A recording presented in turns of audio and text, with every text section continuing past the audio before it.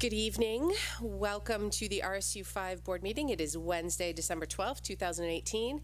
Hard to believe this is our last board meeting of 2018. Don't all cheer at once. John and Erica both let me know that they would not be here this evening, so everyone else is here. Clay is our student rep for the evening, so we'll get started with the Pledge of Allegiance.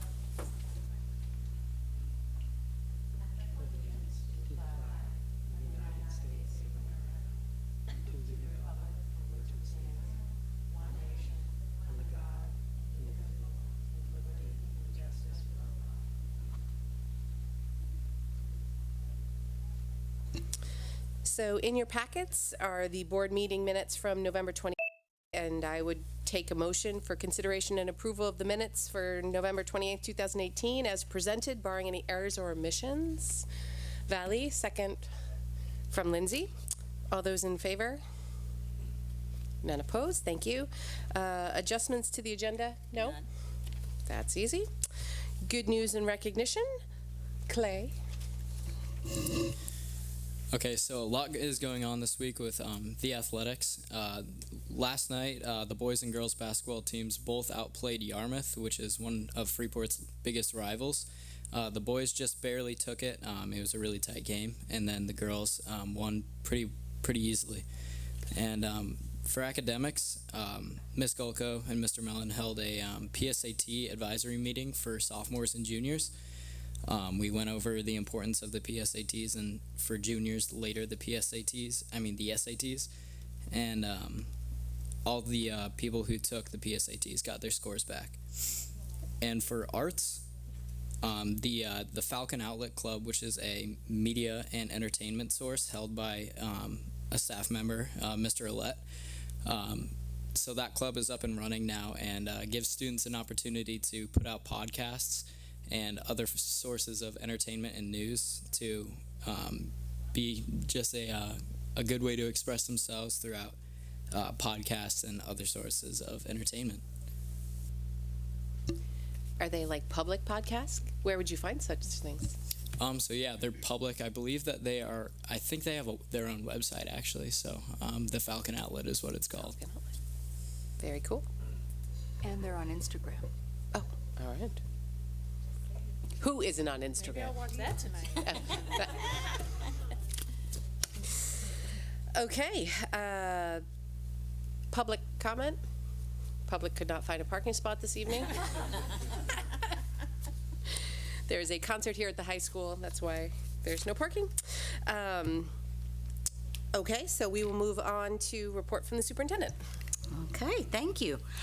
Just a reminder to the board that your next opportunity for your learning walkthrough is at Moore Street School on January the 10th.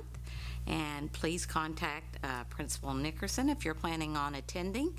And you also will have a chance to collaborate with other area board members on January 22nd, and I'm still waiting to hear the time of that meeting. What day of the week is that? What day of the week is that? I'm just testing her. I'm sorry. Yeah, that's all right. No, I'm prepared here. It's a Tuesday. Okay. This past Monday, 3 of our English language adult learners from our adult ed program, Othman, Ali, and Kadmia, visited 2 of Hank Ogilvy's 9th grade global studies classes. Hank's students are currently studying the history, religions, and cultures of the Middle East, and this was a great opportunity to learn from 3 people of Iraqi descent. Before moving to the U.S., Othman was a social studies teacher, Ali was a truck driver, and Kadmia was a clothing designer.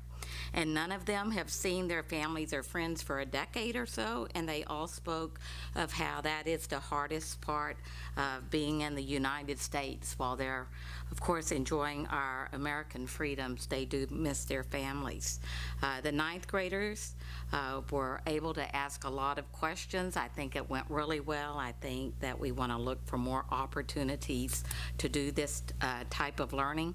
One theme that was very much present was that they wanted Americans to understand that the violence and unrest that they see on TV every day doesn't represent all of Iraq, only the worst of it. And it was also a joy to announce to the students in the class that all 3 of these new Mainers recently passed their American citizenship test. And so I just wanted to show it as an example of the learning that we're giving our students that I think is very, very engaging and much more interesting than just reading it out of a textbook. Mrs. Whalen's 3rd grade homeroom at Mass Landing is doing a food and clothing drive for Freeport Community Services. And also one of our 4th grade students at Mass Landing School, they're doing a coin drive this week to support the Juvenile Diabetes Research Foundation. So if you have some loose coins hanging around and you want to donate, I'm sure they would appreciate the donation. I also wanted you to know that we're still waiting to receive the final lien waivers from RAD. We're ready to release that final payment, but we need those waivers, and so we're still waiting for that. Our budget discussions are well underway with all the administrators, and we will be finished reviewing all of their budgets before the holiday break, and then Michelle Lichtai, our finance director, will be putting the budget together, and by the end of January, which is not very long, I'll be presenting the budget to the board. And also, our new strategic plan is progressing well. We met today to begin revising our first draft of the mission and vision. I think that went really well. Lindsay was there, as was Valley, and we hope to have a draft for the board to review in January. And that concludes my report. Wonderful. Thank you. I'm curious how the crossover happened between the social studies class and was that just by chance that someone knew that they were studying this? And or was that, I just love that sort of crossover and wondering how it came to be. Well, Peter Wagner is definitely doing a great job of reaching out and meeting with the principals of each school on a regular basis and really looking for opportunities like that. That's great. No administrator reports this evening. Everybody's off the hook. You're welcome. Board comments and committee reports. So board information exchange and agenda requests. This is also the spot if you attended a subcommittee that's not one of the standing ones that we always talk about and you wanted to share, this would be the time to do that. So we'll open that up for folks. Valley. So I have no reports, but I wanted to touch base on sustainability education in our district. And I wanted to get a better idea of what we do for recycling and composting. Of course, we talked about that last time around. But it has come to my attention that in some of the schools, we don't even recycle anymore. And I wonder if we only have stopped recycling paper or if we're not recycling metal and plastic and glass as well. So I don't know whether Dennis or someone can collect that information and just let us know where we're at with recycling and with composting in each of the schools so we can assess the situation. I think, Kate. I had, after our last board meeting, just suggested to Michelle that maybe we should have an additional committee formed for sustainability for the district so that we can look at things from a more comprehensive approach. It seems like we've been approached now twice from the town of Freeport for different initiatives, and while I think they're great opportunities, I also feel like maybe I'm not getting a full picture of all the things that we could be doing so that we could make good decisions for the district. I think that would be a great idea. So how would we go about setting up? We were just talking about how we haven't added committees in a while, so now we're going to do it.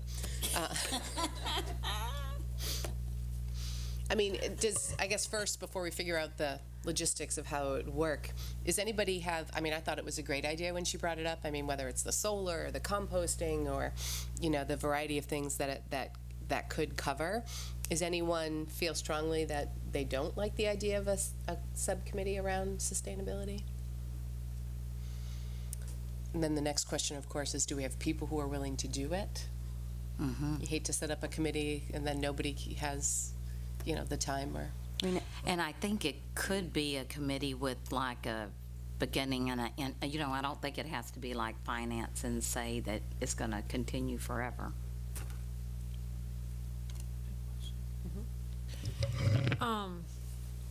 So this would be a board committee of a handful of board members and the superintendent who would kind of push things along, or, I mean, there are other committees that exist in the district that are, would include students, parents, that type of thing, like which avenue would best suit the board's desires? I would prefer to have board member rep, but then have community members, students, parents, other people involved, as well as administrators. So the same way that we have, say, the wellness committee and the safety committee, I mean, we have people from the district who actually represent the district, and then we have people from the community who represent the community. And also, I think that provides, not that we're not experts, but the opportunity to bring some folks that may have more that they could provide to the conversation. So. And do you see that getting started right here in the middle of the year? I mean, it's not part of the board goals at the moment.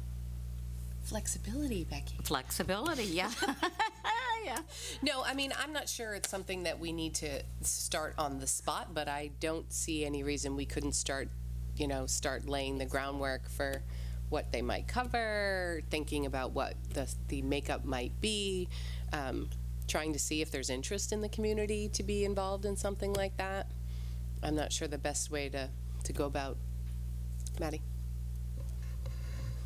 I would suggest that we do make the committee sustainable, and that it meet regularly, ongoing, just because I think the kinds of concerns that this committee would be talking about are not going to go away. But maybe it doesn't have to meet very often. I mean, maybe it's something that meets 4 times a school year. And I love the idea of having community and student representation. I know I think it's a new club, the Earth Club at the high school, and I think the middle school has started something as well. So I think it's something that would be great to have students involved in as well.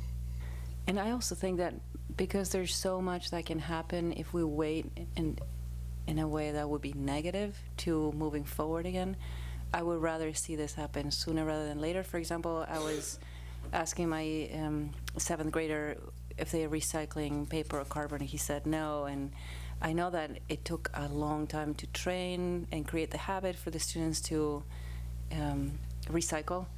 And if they lose that habit, it takes twice as long to get back to where we were. So it's one of those things that it's quite time sensitive, not just for us, but I mean for the world in general. So if we can move and not have to wait until next year, I would prefer that. And I also think that the beginning phases will probably be collecting information, so I don't expect too many initiatives to happen right off the bat. And also with the current opportunity on the table with solar, I mean, we're going to be dealing with this in some form or fashion in the next 6 to 9 months anyway. So if we can get this where it belongs, like in a sustainability committee, I think that would be helpful. So while not ideal to be jumping into things midstream, I think it might make sense to do. Kate? That's what I was thinking as well. What I'm worried about is waiting too long and then we don't have the resources available to fully evaluate what's being offered to us with collaboration with the town of Freeport for the solar opportunity.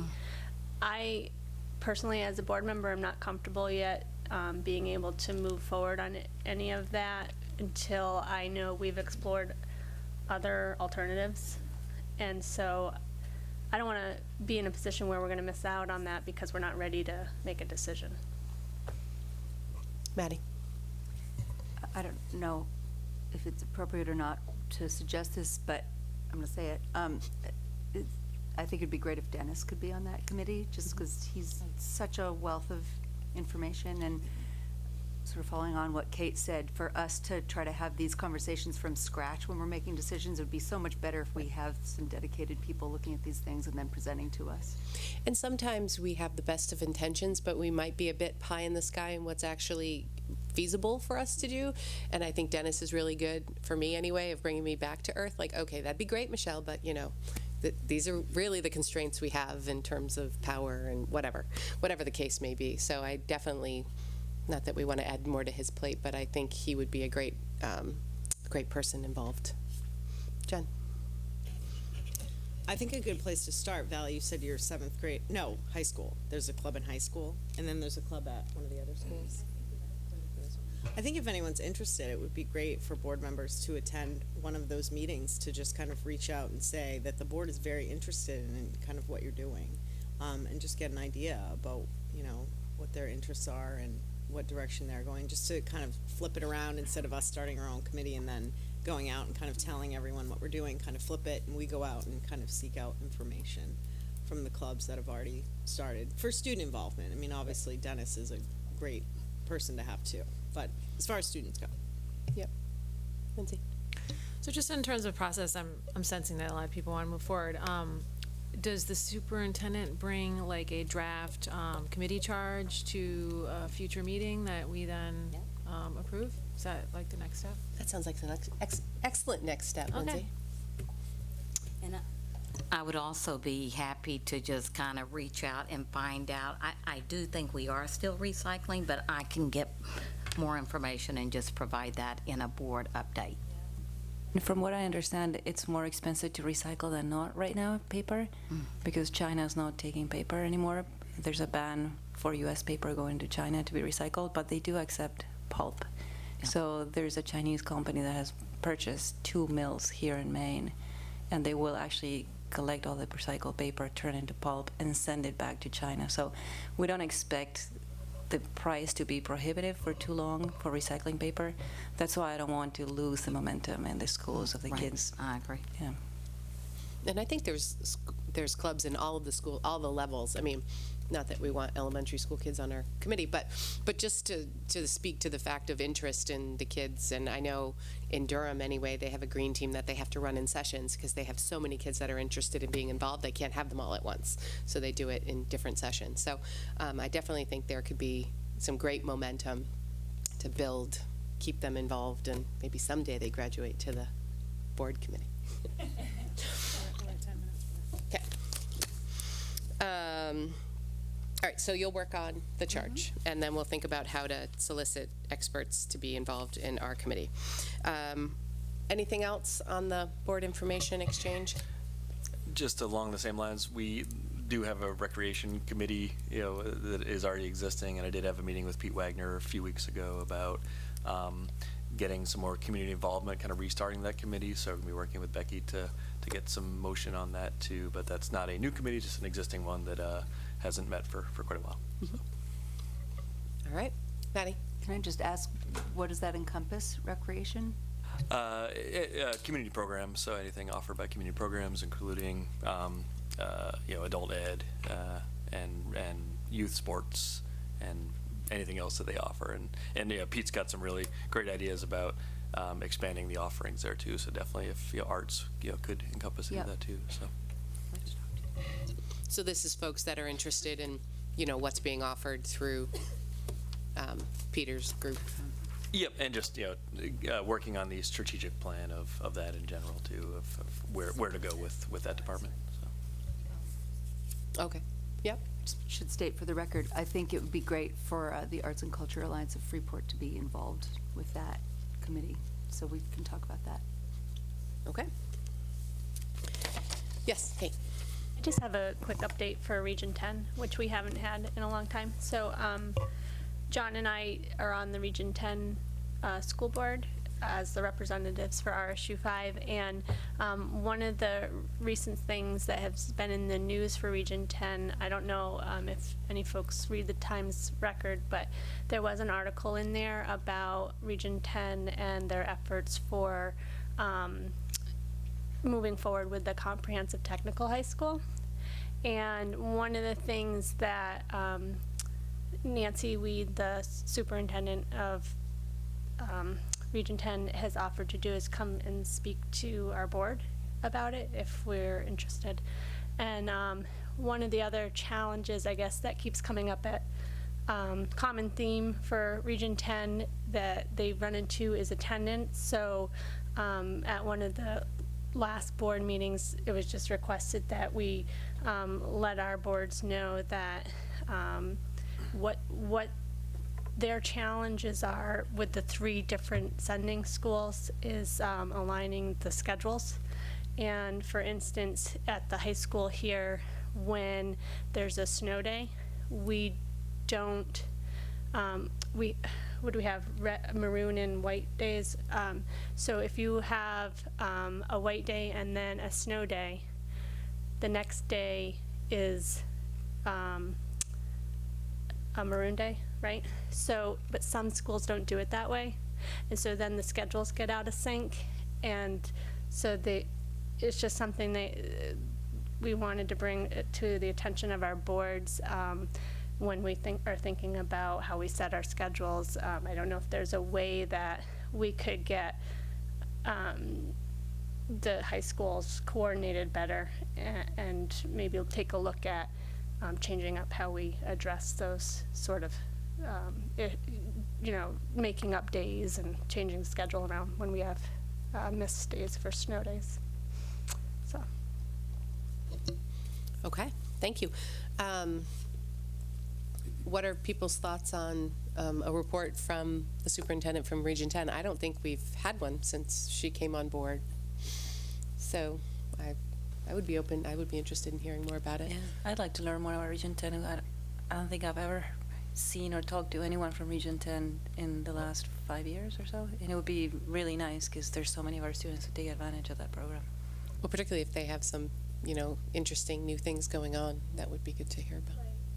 One of the things that we did do last year was we put in a package and applied for getting money for a new school. So we felt like we needed to go through that process and get on the list and find out when the list came out in June whether or not we were on there to get any funding for that, to determine basically where we were going to go next with the comprehensive technical high school. They have a site all picked out out at the Brunswick Landing, which is pretty exciting because there's a lot of, there's SMCC has a campus there, and then there's also some kind of high-tech companies out there, and so there's a lot of opportunity for co-ops and collaboration for our students that attend the technical high school. So. But they didn't get onto the list for funding? Yeah, so when the list came out, we were not on it, yeah. So you guys are still on it, right? Until hopefully you Yeah, get the on the list at some application, the point? building application, or not the building, but it's like an application that you submit. They did come, the state came and, toured the facility and did all of that, but I think the list only comes out, is it every 2 years or more? Might even be more than that. 6 years? I wanted to say 6 years, but I don't know if that's right. But, so, yeah, we're not on the list, and we want to definitely keep moving forward with the vision that we have there. So. And a comprehensive technical school is they wouldn't split time, right? They would have Right, their academic they would go and spend their whole day there. Right, exactly. So you wouldn't have this whole issue that I just brought up about scheduling. The kids would go there for the whole day, and they'd get all of, English and math and science and any of the electives that they would need to get a diploma. So one of the other things that has been going on is some of the programming has changed at Region 10, so maybe that's something else that Nancy could touch on when she comes, so you can be brought up to speed, because there used to be like Tech 10 Basic, that's no longer. We've brought in a new instructor, and we've introduced like a pre-engineering program, so there's some interesting things going on that I think our board would be interested to hear about. Okay. And all the free time we have in our upcoming meetings. Sorry about that. That's all right. Thank you, Kate. Kate, Finance Committee. So, Finance Subcommittee met last week, and I was unable to attend, and so was John, apparently, which I didn't know until I just read the minutes. It was just Michelle and Michelle. Oh, and Valley. I was gonna FaceTime, or whatever it was, Google Chat, but that didn't work. My phone was dead, so. So basically, the last couple meetings have been devoted to cost-sharing discussions, and we're trying to move that process forward. It's a lot of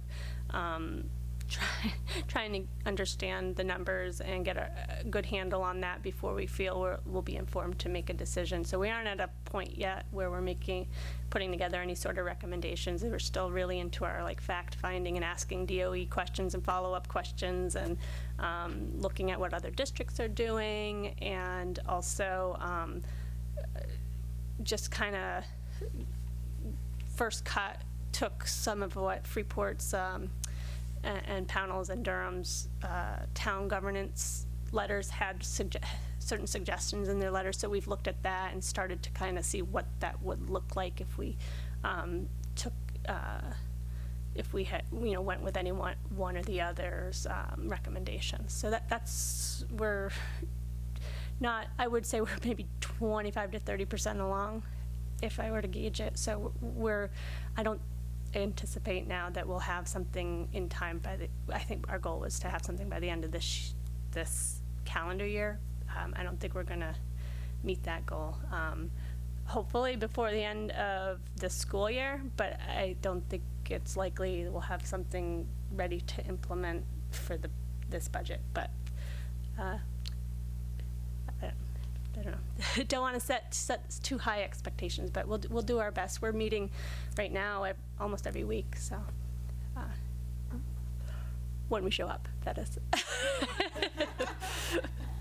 Sorry about that.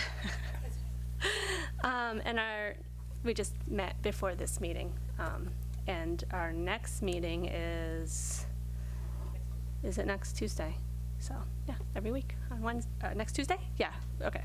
Not Wednesday, Tuesday. And we meet at 5 p.m. at central office. Okay. Okay, thank you. Policy review, none. We'll move on to unfinished business. Greater Sebago Education Alliance discussion. Mick Roy, the Executive Director for the Alliance, is here this evening to, so it looks like we have a presentation, and then we can ask some questions. So thank you, welcome. Thank you very much. Again, my name is Mick Roy. A little bit about me. I live in North Yarmouth, have for over 30 years, and I play music about once a month at a restaurant that's sort of down the road across the street, and have for several years as well with a couple other people. I'm my full-time job is the Assistant Superintendent of Schools for MSAD 6, which is Bonnie Eagle. How I got into this role, which is part-time for who knows how long, was as we formed and were evolving from a few districts to more, we realized that we were behind the timeline seemingly compared to everybody else. So we had already been building momentum around some of the services that we were doing with professional development with a smaller group of us. And once we submitted our application as Sebago Education Alliance 2.0, which was not 10 of us as we are now, it got sent back to us by the commissioner saying, hey, there's others around you who are also forming, you might want to talk with them.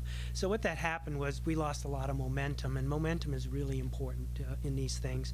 And so we put out an ad for a job for part-time executive director. We didn't get but 2 candidates, and so I had been involved enough that I didn't want to lose any more time. So I did one of these and one of these, and boy, they jumped all over it. So that's how I got into this role. And there's a memo of understanding between what we'll call GC, Greater Sebago Education Alliance, and MSAD 6 to allow me to spend some time. And I've spent quite a bit of time initially because we're trying to get a new business up and running. So I'm going to go through a few slides, and there's probably 8 or 9 of them, but I'll go fairly quickly and just highlight some things. And I would just say this is not really, I don't think, the forum for getting into a workshop, and I understand, as many boards have, they've already delved into this topic quite heavily in the past, and so I don't really want to do that, but I certainly can, but I won't. And so it should just give you more information, and I'm thankful that Michelle and Becky and Cynthia, who we've known for a long time, have joined, at least want to participate with us. So as I was saying, we first started with the Sebago Education Alliance. Actually, that was formed in 2006, and that included Gorham and us, and Wyndham, and Scarborough and Westbrook, and that was even before my time, because I've been at SAD 6 for 8 years now, 4 years as the assistant superintendent. And we did some things together, and we met regularly, and we paid a fee to belong. $1,000 was our fee. And we'd have all of these meetings, and we'd come up and brainstorm some ideas. And sometimes we would go out and do things together. Sometimes 2 or 3 of us would do that. But at least, we learned to build some trust and come up with some pretty good things along the way. So we've known each other for quite a long time. Then when regionalization around creating a service center, not a region of SAUs, but just a service center, we talked about, do we change our 501c3 status from Sebago Education Alliance? Well, let's see. South Portland wanted to join us, so you can see we added them under Sebago Education Alliance 2.0. We submitted that application, as I previously stated. It got sent back to us to consider working with others, and that's when all of a sudden Brunswick and Cape Elizabeth and Portland and all the rest of us who are already together decided that we would join. So we're quite a large regional service center now, but the thing that sort of gave me, or at least inspired me to sort of raise my hand and help with this, is because we had a history of these relationships, and our discussions were very little about the negatives, because there's certainly a lot you can pick on as to the unknowns and go down that road, but there was a real desire to find ways to collaborate. But I will say all of us wanted to start very slowly, and so that's how we're really going about this. So we decided we were going to do a couple of things, because I'll get into, and you probably know that in order to receive any allocation for participation, you have to pick from 2 categories and 2 services within those categories. So really, it's really 2 services total, but you could do more if you wanted to. And so we decided we were going to do the joint purchasing for food, because many of us already did that as a co-op. We belong to the York County and Cumberland County Food Nutrition Co-op. Not all are members, but those who are new members to that, like Brunswick, are going through the process of applying to the York County. But that's going to come through us, so as a regional center, we can do the billing on it. It's only $100 a year to be a member of that co-op, and that counts as a service with the DOE. The second area we decided, because again we wanted to start small, although I will say this has taken a lot of my time, is we wanted to have joint professional development. And so that's what we've been doing. We have really 2 strands that we started on, and one is the teachers, instructional and technology coaches, administrators. We've set up really 3 sessions in a series to have people learn about and have professional development in Crucial Conversations, which is a book. And we found out, as you would imagine with 10 districts, that we have a lot of in-house expertise around, and we could probably go out 20 years and never exhaust that expertise. So there's a way of doing this that says we can create the opportunities, as we have in this first one with Crucial Conversations. We have 80 people who registered. We had the very first session on November 30th, which, by the way, involved some Freeport educators as well. And it was very positive, that first session. We have 2 more sessions. So what we do in those cases is we charge a fee to participate, which is a lot less than if you had to do it on your own. And we get the shared collaborative efficacy of that work. And in this case, it was not only, it was that group of teachers, including administrators and leaders and technology folks. And so we had to find the topic or topics that would run across all of their positions. So that will continue. The other thing I've spent a lot of time on is I've co-written a grant, a FEDIS grant it's called, for the developing or starting out or creating the Maine Center for Leadership and Innovation, which, as you can see, is a leadership academy. And we should be hearing any day whether or not that's been approved, but that's probably a $600,000 grant that we're looking forward to. And what we're trying to do there is we're trying to build leadership capacity among not only teachers, but also existing principals, new principals. It could be assistant superintendents and superintendents. And that would be delivered by a company called Learning Sciences International. And this will be a 3-year, 15-session cohort based kind of thing. If this gets approved, it'll be some of the best training that people will ever receive. And we'll just split that up among the people who want to participate in it. So let's keep our fingers crossed on that, because it's an area that I really am passionate about. We've also had a little bit of substitute teaching recruiting training. It's the whole idea around the center is to come up with a menu of services that we could all participate in, but guess what? Not everybody's going to participate in all of those things.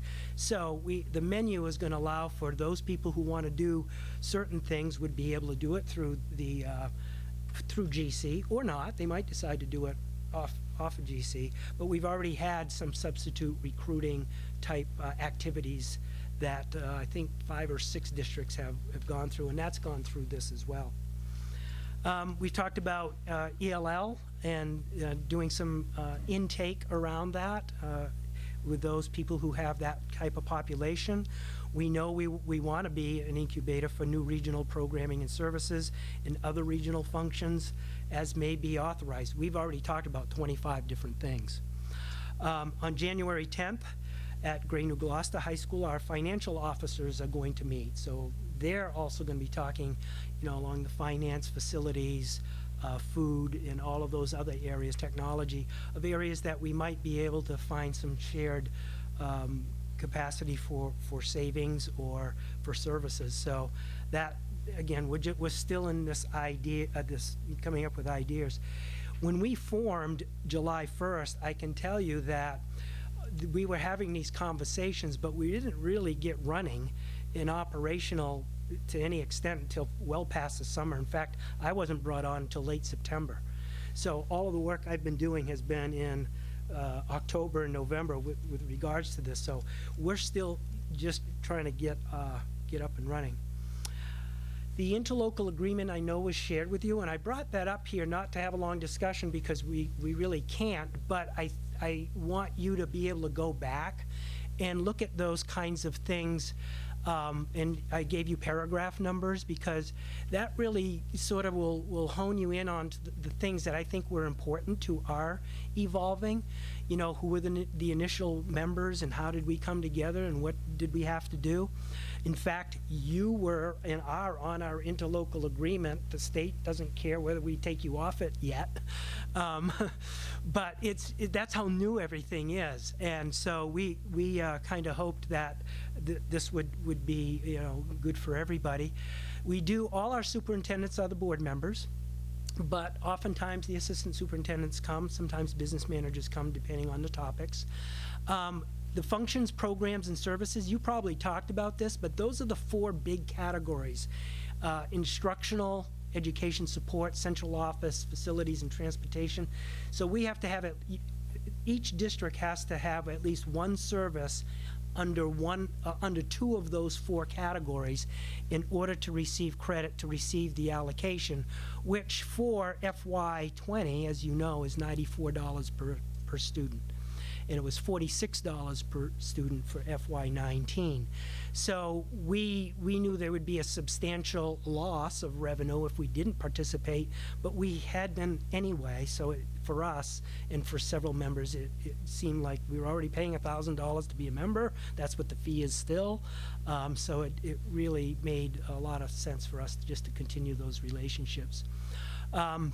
It talks about, in paragraph 9, administration and the executive director, and how we're supposed to go about that. The fiscal agent at this time is us, MSAD 6, and our business manager.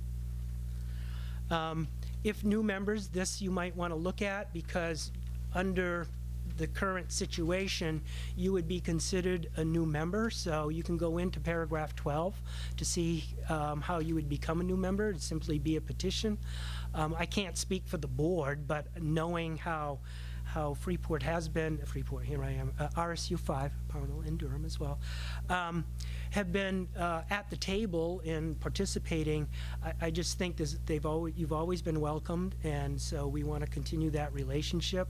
And I don't think they'll make any of some of those, some of the things in that paragraph could limit what you could do, could put conditions on what you do, but I wouldn't think our board is there now. I think that may be way down in the future if anybody wanted to join, just to take advantage of something and only join then we have that right. The board has the right to put those restrictions on. The minimum obligation, I think I told you about just now, is for what you have to do to participate. I made sure that by using the PD that we have set up, all of our districts are participating in that. So there's one service, right? And of course, the food nutrition piece, all but one is applying, is participating in that. So if we did nothing at all for the next who knows how many years, we already are qualified, and all we have to do to show the DOE and the state is evidence that you have paid for those services. That's it. And I know, you've probably had conversations about, well, what if we didn't want to stay members or withdrawal? And there are withdrawal paragraphs in there as well. But you can always not pay the fee. If you didn't pay the fee, then you wouldn't get your allocation. So really, you're what Drummond Woodsum has called, that would be your dormant status. So if for some reason you just didn't want to participate anymore, you could do that. Or you could pay $1,000, still be a member, but just not purchase the services, but you still wouldn't get your allocation from the state. And for the $96 per pupil, for some districts, that's a lot of money. Authorities and powers on the interlocal agreement, I think paragraph 15 you might want to look at. And then I think the reason why I picked out 15N, 15O, and P, and I guess I would just say that even though like on 15O, under the state law, we could decide as a district to issue bonds or notes for construction and whatnot if we decided we're going to build something. But this group of GC members decided, no, we're not doing that right now. If we want to, we can talk about it later. But even though we're allowed to, we decided not to. This interlocal agreement also, and I think this is a good point to at least emphasize, and you probably already know this, we're not transferring to the GC any school administrative unit's responsibility for providing free and public education to your students. In other words, we're not taking over your students. You stay, you operate just the same way you've always operated, except the difference is by participating in this service center, we're just looking at collaborating on trying to find services that will ultimately not only, if we can save money, good, but I don't think that was the DOE's intent, but really to try to find things that can help kids. And that's really at the heart of our board, I will tell you that, but initially we have to start small. So let's talk about the budget a little bit. Now, I wanted to be able to provide you with the FY19 balance sheet, basically, but when we first formed, we really just put together a budget that was a placeholder budget. Now, figure you're starting your budget now. We didn't have anything to go by. We didn't really, we were just kind of trying to figure out things. We knew, as you can see there, that the direct state funding was 97.2. Well, they gave 97.2 to every other regional center, no matter how big or how small. So we came up with some additional revenue that we're earning through our professional development and other areas. So our our budget, total budget was $131,770, which today, this afternoon, just before coming here, a small group of us met to really take that placeholder budget and start putting it into line items in the chart of accounts. So that's how fresh and new this is. And that needs to be looked at and reviewed by our board on Monday. That's why I couldn't give it to you. But after that, you can look at it all you want. It's not a big business. It's very, very small. The other thing, though, that we did receive from the state last week was the direct state funding for FY20. And you can see it there's 29,978. Now, what's that comprised of? Well, they pay 55% of the executive director's salary as part of their agreement. Now, I'm the executive director, but I don't get a salary. It goes to the fiscal agent, Bonnie Eagle, and they do whatever they do with it, but it doesn't come to me. Secondly, the other part of, so I think it was like 21,000 is the 55% of 29, of not 29, but of around 40,000, which is the total that they were allocating for the executive director. Then there's another $8,000, $8,500 for our accounting, so we can put this and build our accounting system for the GC. So that's all we have. So now what we know, and I'm thinking after the conversation today, that we're probably going to have another $62,000 of revenue, of which about $42,000 will be the carry forward that we didn't use from the 97.2. So next year, I don't think, you know, if we look at our FY20, that we're going to have to go to too many other sources to balance our budget. But again, this is a very small business, so we're going from 131,770 to probably under 100,000, maybe right around 92, 93. And then we're, again, starting slow. We're trying to figure things out, because the sources of revenue will be professional development and maybe the Leadership Academy. Even though that'll be funded, we'll probably still charge to participate so that we can sustain that Leadership Academy after the 3 years. So anyway, if you're asking questions about what happens in 21 and 22 and 23, who knows? The DOE doesn't even know. Nobody really knows, because the language there just says the commission is going to look at it and they're going to review it. And what they told us already is they're basing things on actual. So if we're going very small, they're not giving us very much. So I think maybe, you know, as far as sustainability, we can probably sustain going slow. But a lot of our revenue, if we get grants, for example, that's probably where some of it will come from, moving down. Ongoing activities are going to be, we have these board meetings every month. It's very collaborative. I usually do an executive director's report. We have a president who does the agendas, and so we meet monthly. We have ongoing professional development subcommittee meetings who do the planning and implementation. For example, this one that we're doing with Crucial Conversations is not just a go-to and then, you know, the next one and the next one. Between sessions, they use Google Classroom to actually continue to apply what they've learned in these sessions. So it's really well done, well thought out by some of our people within our organizations, whom you all know, and they're very good and they're very passionate, and it's just exciting to see them wanting to work together and collaborate on these things. And they have so many ideas. It's just, we could probably do quite a bit of it. I also attend the statewide executive director DOE meetings. We've had 2 so far. The first one was in Augusta. Last one last week was in Bangor.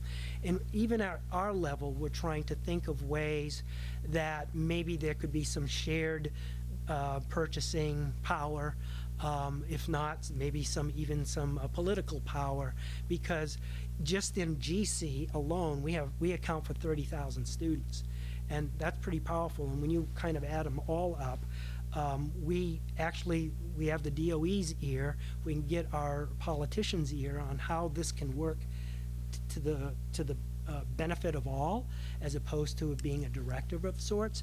I think we'll have a lot more opportunity to kind of have them listen to how to make this work. And we're not the only ones. I mean, I know New York has done this. New York State has done it since the 50s. And Connecticut has similar regional centers that I want to go visit to see how they're doing things. And then lastly, the financial directors meetings.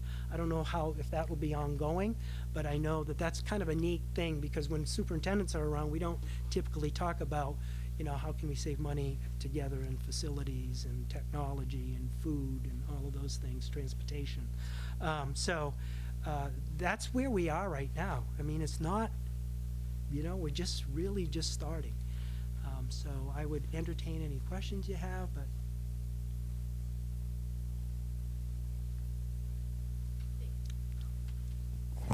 Thank you very much for coming and talking to us about this. I do have a question about the additional revenue and how that works, because it's been a little bit since I looked at this the first time, where like we had seen like a spreadsheet showing the user fees or the member fees and how that played into funding the administrator for. I guess you're saying that it's not actually a salary, but I think at the time we were thinking it was like a person, or half of a person or less. And so we had questions about how that worked, but I guess that what I'm wondering now is, when you show additional revenue, the $34,000, for instance, in FY19, are you picturing this as kind of self-funding through user fees, or is that made up of, that's not membership? no, dues? membership fees are certainly $1,000, so that's maybe $11,000 if all of us end up coming together on this. Certainly, the payment for food service is just really a transfer. There's nothing there. No, the big item here was for revenues was really one of the discussions that took place was on diversity hiring, which Portland had done. And they had, I believe they had projected revenue of $16,000 for that activity that they had done in the previous year, not part of this. So that was thrown out as an early idea in the placeholder budget. But as we're talking, we're finding out it doesn't look, it's hard to say whether they're going to do it again. So that will likely come right off. We couldn't take it out of the books just by taking it out, but it's likely not going to happen. So there's 16,000 right there. So we just make an adjustment. Trying to think, PD certainly. Like, let me give you an example of this PD with Crucial Conversations. The total revenue on that is maybe $6,500 with everybody participating, and the expense to that might be 25.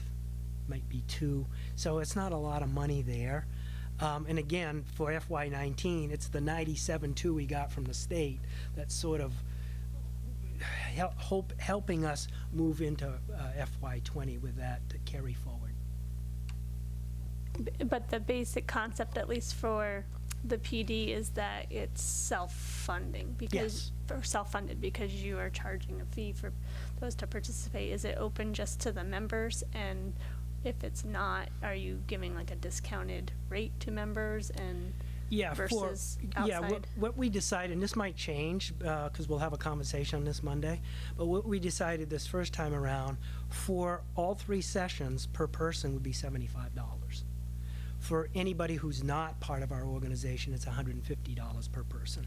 Now, that might change, but I don't think so, because I just think the value there is so great, and we don't want to make it hard to belong or participate. Now, with the Leadership Academy, that could change, because it's a higher fee, and so we have not talked about what we would charge to participate in the Leadership Academy.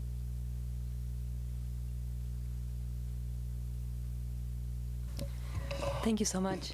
Now, I have a question about how the funding works. So the GC receives direct funding from the state, and then the member districts receive their own funding from the state at the rate of $96 per student? Is That's that how it correct. works right now? Yes, Okay. exactly. So what happens is in your 279, you'll see the allocation based on the $96, whereas the GC just gets a certain amount, pretty much just based on the executive, 55% of the executive's salary and benefits. And then they have allowed, in our case, and in other cases, extra money for accounting or accounting systems. And then the third category they allow money to go to GC is student information systems. But that's not us. We're not a standalone. Okay. You know, we're a fiscal agent, basically. Right. So what I'm reading, and correct me if I'm wrong, but what I'm reading is that the state is decreasing the funding for GC directly from this year to next. But the Yes. same thing is happening to the districts. The rate of $96 per student is also decreasing for next year? That actually went up from $46 to 96 or 94, whatever. That went up from last year to this year. Next year, we don't know, well, not next year, FY21, we don't know what that figure will be. And for FY20? FY20, that's the 96. Oh, that's the 96. Right. Okay, This 96 year is was- not current, it's for next. Yeah. Okay. And as I said on the slide, you'll see that when they talked about FY21, they said the commissioner, based on a study, and they have a group it's an independent group that studies things, they will make recommendations as to how to proceed moving forward in 21. Just, So, just for a point of clarification, so last year, it would have, this current year, if we had opted in, it would have been about 26,000 for RSU 5, and next year, it will be 50,000, and the year after, we don't know. and the year after, it's an unknown. Okay, so what it says here for FY21, the commissioner will, based on the review, we're basically in a similar situation for the district end of the funding? Okay, all right, so given that, my question is, if there were no funding from the state for either GC or the district, obviously the $1,000 membership fee wouldn't cover the cost even close. That's correct. So what would happen at that time? Would the membership fees increase? Do you think that you have enough fee contributions to be able to sustain the center? Well, probably not, unless we have built the business up to go beyond stagnation, you know? And I think that's the big key, is that the board can decide whether they just want to all go dormant and, you know, and all give up, because at that point in time, I think it's going to be hard for most districts or most service centers to really survive, to sustain. So that's why we need to have our legislators involved, and we have to at least try the collaboration to see how this is going. And for us, it's going well to start off, and I think that's what's going to drive it.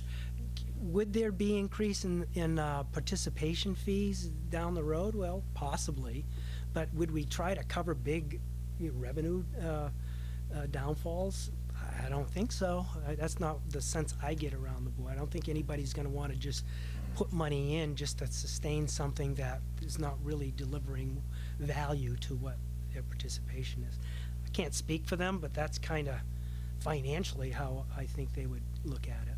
But at least for now, I think they're looking for ways to do this and do it in a way that can help students. Jen? Does the state put any stipulation on the money that the districts get, so they can spend that any way that they choose? That's correct. So, you know, and sometimes I think they think by giving you the allocation for participation, they think, well, at least some of it you should use to participate in a regional center. But I tried to tell them that, yes, they might, but typically with boards and with the community, they don't really think that way, because it's all part of your funding that you get. So I had requested, like, you should have probably given more money than what they're giving us to the regional center to help us sustain that, because now we have to rely on every one of the board saying, I should commit some of this allocation to the ongoing sustainability. And who knows? It's just, to me, it slows down our progress, because we were having a lot of good discussions about all the things we could do. But now we have to be really critical. And, I spent 20 years in the business sector too. We have to make sure everything we do has some revenue attached to it. And we will. Maddie? I'd like to understand how this organization runs. So it's your part-time role, and there's a board made up of superintendents or assistant superintendents, about a 10-member board, Yes. and any employees other than, and are there subcommittees? And about how much time per week is each board member putting into the running of this organization? Right now, the superintendents aren't putting in a heck of a lot of time. When they put in the meeting that we have on a monthly basis, we usually meet on a Monday, as I said, once a month from 2:30 to 4, maybe 4:30. And then I've been the one probably I've been spending at least 2 days a week running around trying to get all of this stuff done.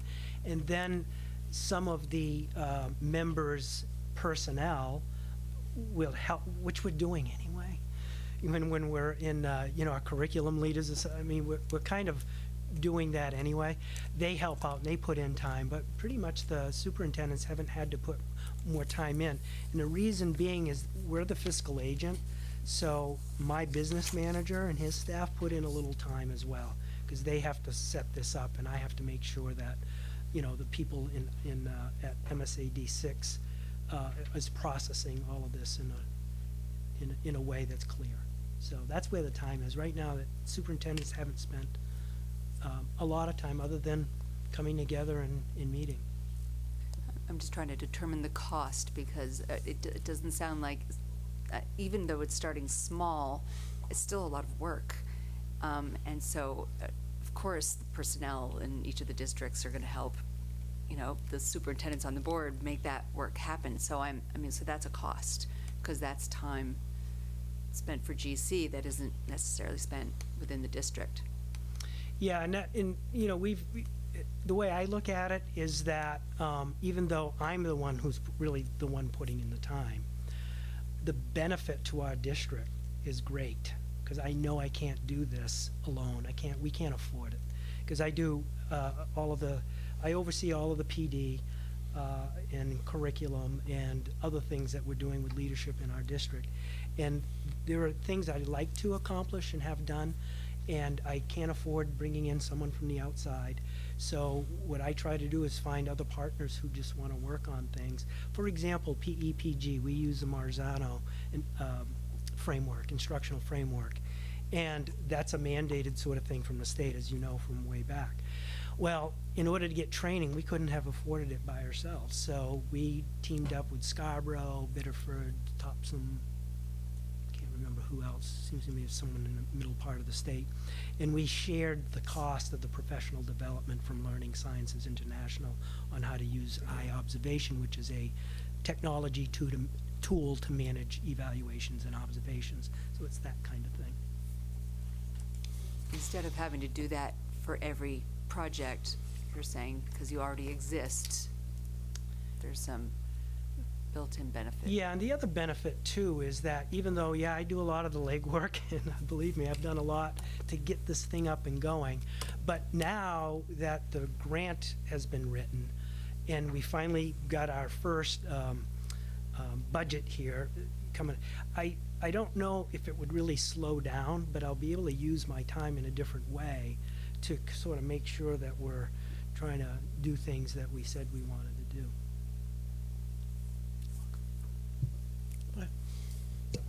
If a member wanted to withdraw, how easy would that process be, the way that this agreement is written?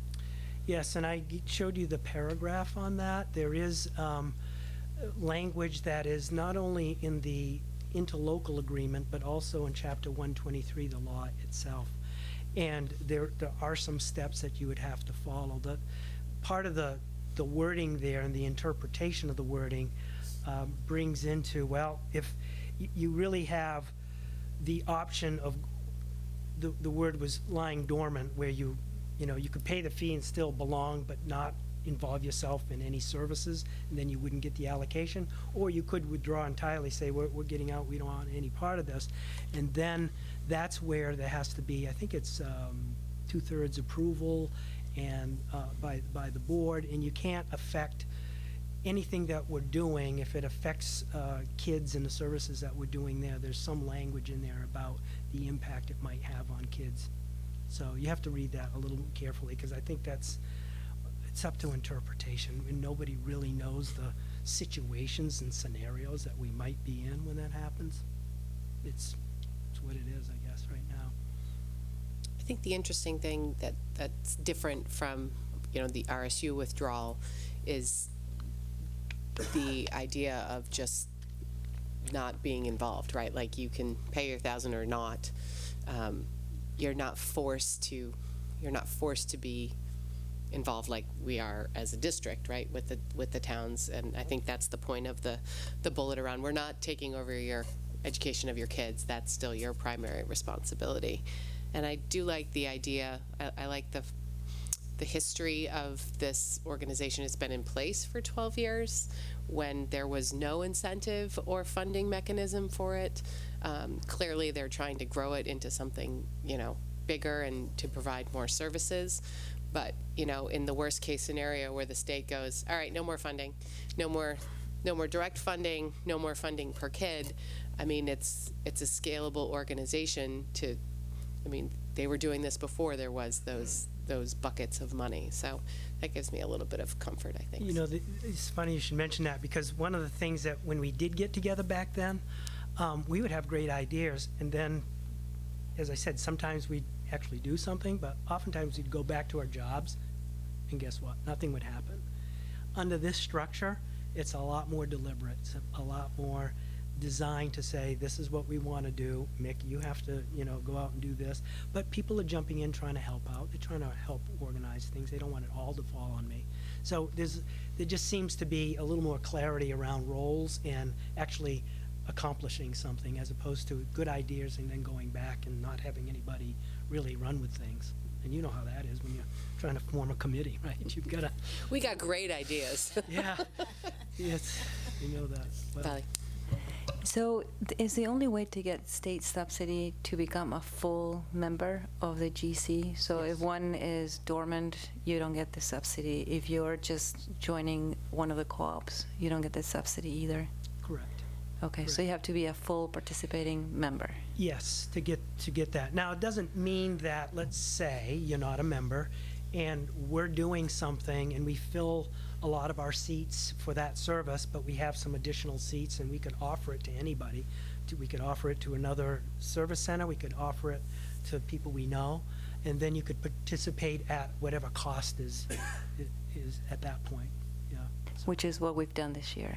Because Yes. you did have capacity, so we were able to send some of our staff. Correct. Okay. Yep. Did Scarborough exit? I'm doing the same thing with Scarborough next, on the 20th. on the Okay, 20th. I just saw they were on the list in the, because they were in the original. They were in the original, and we've done a lot of separate things. They've been in there, and they, provide the space for the current professional development. So I think that was they just missed the opportunity. But, so I'm going to be, and I think that the new board's going to be fine, from what I can tell, but they'll likely have a vote on their board. And because now they could elect, as you could, to just have board approval, or board approval and referendum. They will go for board approval. If they get that, they'll go to referendum in June. So I think they probably just need time to sort of think about this and look at what it means to them, just like I've kind of laid out here for you to go back and look at this more closely. But, we'd love to have you, because you're great people, and I just think there's a lot of potential. And even when we talk about this with all the executive directors, we're all excited about the potential, but it's just not something that's already in place. We're just really just starting these businesses. How often do you have superintendents who are not superintendents of member districts attend the meetings or participate in discussions about strategy for the GC or for determining what services or what opportunities you'll be offering your members and others?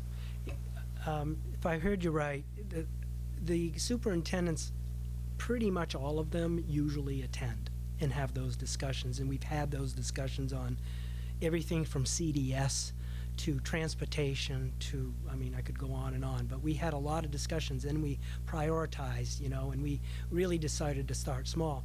Oftentimes they bring their assistant superintendents too, but sometimes they can't make it, the superintendent can't make it, assistant will come. So they usually, I don't know if I answered your question, but they're always involved in having those conversations. Yeah, I wasn't clear when I asked the question. What I mean is, for example, we are not members, but I know that Becky has participated in some of the discussions. How often does that happen, that non-member districts are invited to participate in the discussions? Well, we haven't really had the condition until now, but even when Becky was attending, we still are inviting RSU 5 and Scarborough to come if they want. They just can't vote. And we welcome that. I don't know at what point in time the board might say no more, but I think we're still trying to reach out and make sure that everybody who has a chance to participate does. So I will say I haven't attended since the board vote.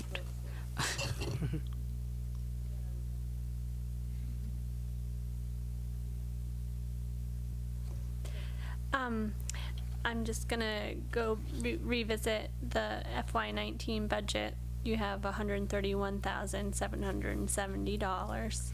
You said a lot of that you anticipate will be carryover into FY20? About 42. Okay. So the difference there being, what are you seeing as your major cost drivers? Is it the administrative piece that's going into the fiscal center, or? Yeah, that's pretty much it. That's pretty much it, because we didn't need all of the 97.2. Okay. They gave us that. Again, they didn't have 55% of a salary because we didn't have a business, so it was 55% of something, nothing. So they gave everybody 97.2. So we, as an organization, decided that approximately 40,000 of that would be for the salary and benefits of the executive director, and so that's how that big piece played out. The $40,000 is deposited into the budget as for Bonnie Eagle as revenue. For MSAD 6 as revenue to a line that's really a fund that is. It's a fund that the state gave us that really breaks into its own chart of accounts, if you will, so we can separate. We can separate that from our 279, and that money is just there for use by our MSAD 6 superintendent. And for your school district, not for the service. That's right, for the school district. Yeah, you're getting reimbursed for your time. It's my time, Okay. but and seeing what I also was doing is I was keeping track of my time, and every quarter we report it to the board, and I had reported it to the DOE to say I'm putting in way too much time here. When you do the 55%, don't just do the 55% of what they're actually paying us. Do it on the actual. And they said no. And so Kindly said no, thank you. They said no. They said yes only if GC actually pays what the hours I'm actually putting in.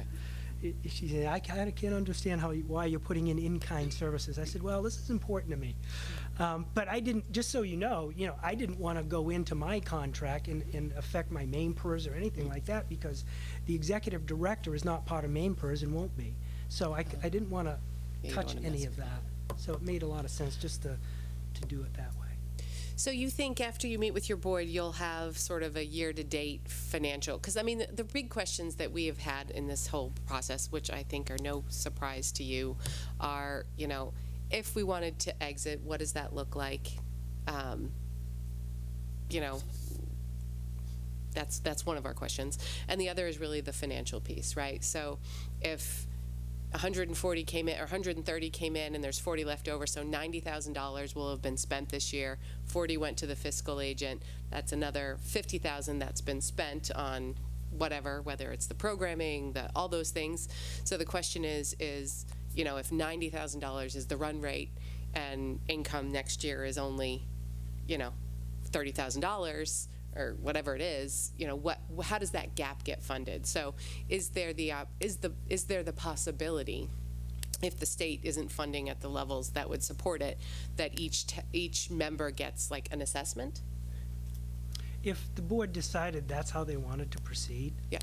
They certainly could say, yeah, let's up our fees, or do an assessment, a one-time assessment, or let's raise our charges for PD.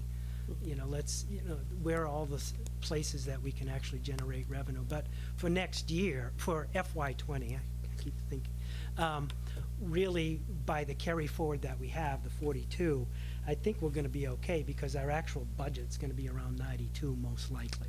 So instead of 130, you want to be 92, because we brought, but the carry forward after that is, Right. as I said, we're going to have to really think about how we generate revenue. So is there anything in the, did I jump on someone? What do you? That's all right. I just No, had a go ahead. question. That's all right. Would you clarify for the board our time frame? Because I know that there are time frames around the food co-op, right? So in order for us to participate, we need to be in that food co-op, because right now there really are only 2 services being offered, right? So I just think it's important for them to know when they need to reach a decision on this. Well, one of the things, you've already participated in PD, even though you've been charged as an outsider. Here's the thing with the food co-op. They meet, their annual meeting is in January, and their year of participation runs from February 1st to January 31st of the following year, so it's awkward. What's important to get allocation, though, is the DOE is going to look at evidence, financial evidence, so the invoices and the payments, in June of 19 to see who, and you saw, remember the form I sent you to say what you'd be participating in? They will look at what you said you were going to participate in and then see evidence that you actually did. And that's how you get.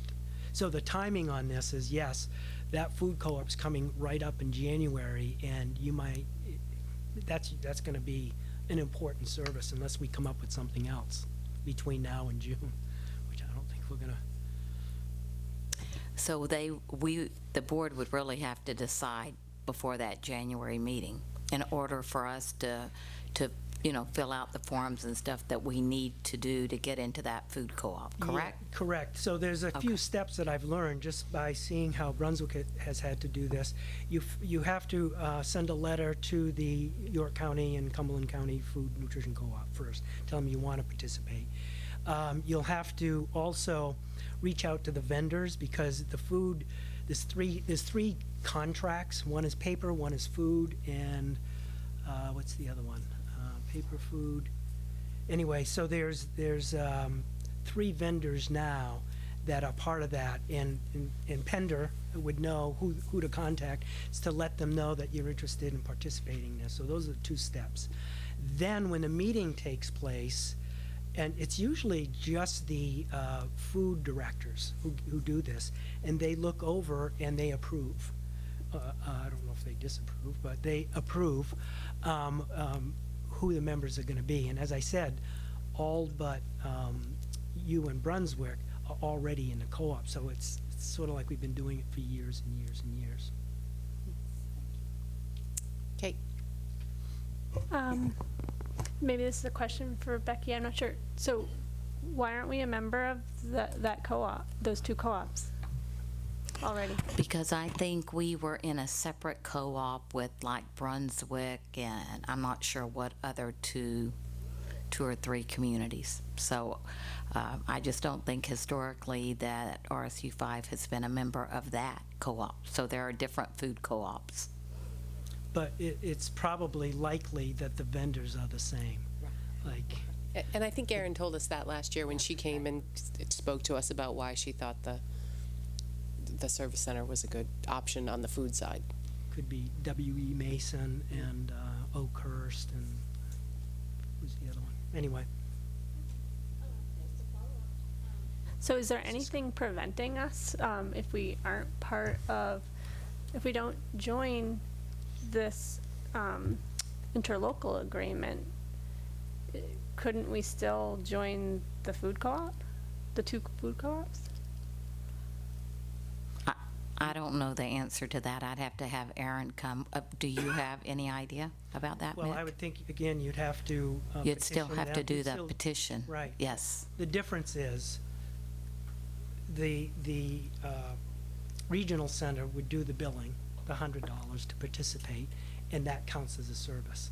So you would get that. So, but if you want, I mean, you're probably already paying like $100 in some other co-op. But Right, there was I a do, time when the yeah. DOE was not going to allow for any service or collaborative that people were involved in already. They Right. weren't going to allow for that. And they didn't get a lot of people raising their hands and joining. Once they opened that up, then people started coming in. So just one point of clarification. For any district who's a member of GC to get the subsidy from the state, they must not only be full voting members, they must also participate in 2 of the services. And the only 2 services you offer right now are PD and food purchasing. So we would have to participate in both, whether we need them or not. Right, right. Okay. Now, if between now and June, we did like another substitute teaching day, which they did on a Saturday. I don't know how many districts, can't remember, 5 or 6 of them got together, and they put ads out and all of that. Then that could count as a service. So I don't think they might do one in the spring, but I'm not sure. They're definitely going to do one every year, and I don't know if it'll be all 10 members participating in something like that, because then it becomes too big when you have that kind of, everybody needs subs. And so it's a really competitive sort of thing, but it could. And we're probably not in the same pool of people as Bonnie Eagle, right? No. People aren't traveling, I mean, but we would be in for Brunswick and Yeah. for some of the others. Okay, Jen.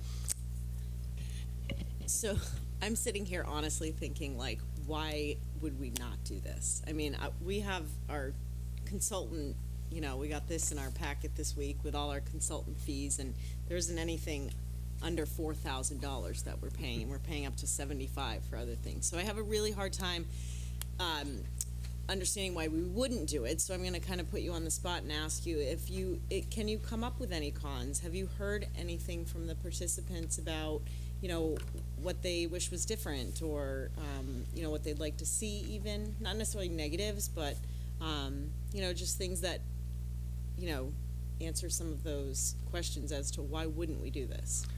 That's a great question, because we do talk about that, to be transparent. Part of us is apprehensive with anything the state does in the Department of Education. And that's the history anyway. But in many cases, many have said there's so little risk. This is not like you're forming an RSU. This is a service center, that is trying to get people together who know each other, trust each other, and trying to find ways to work together and maybe save money, but actually, do something that's going to benefit kids as well. So that's been a conversation. The other conversation has been really, it would be nice to have more funding from the state.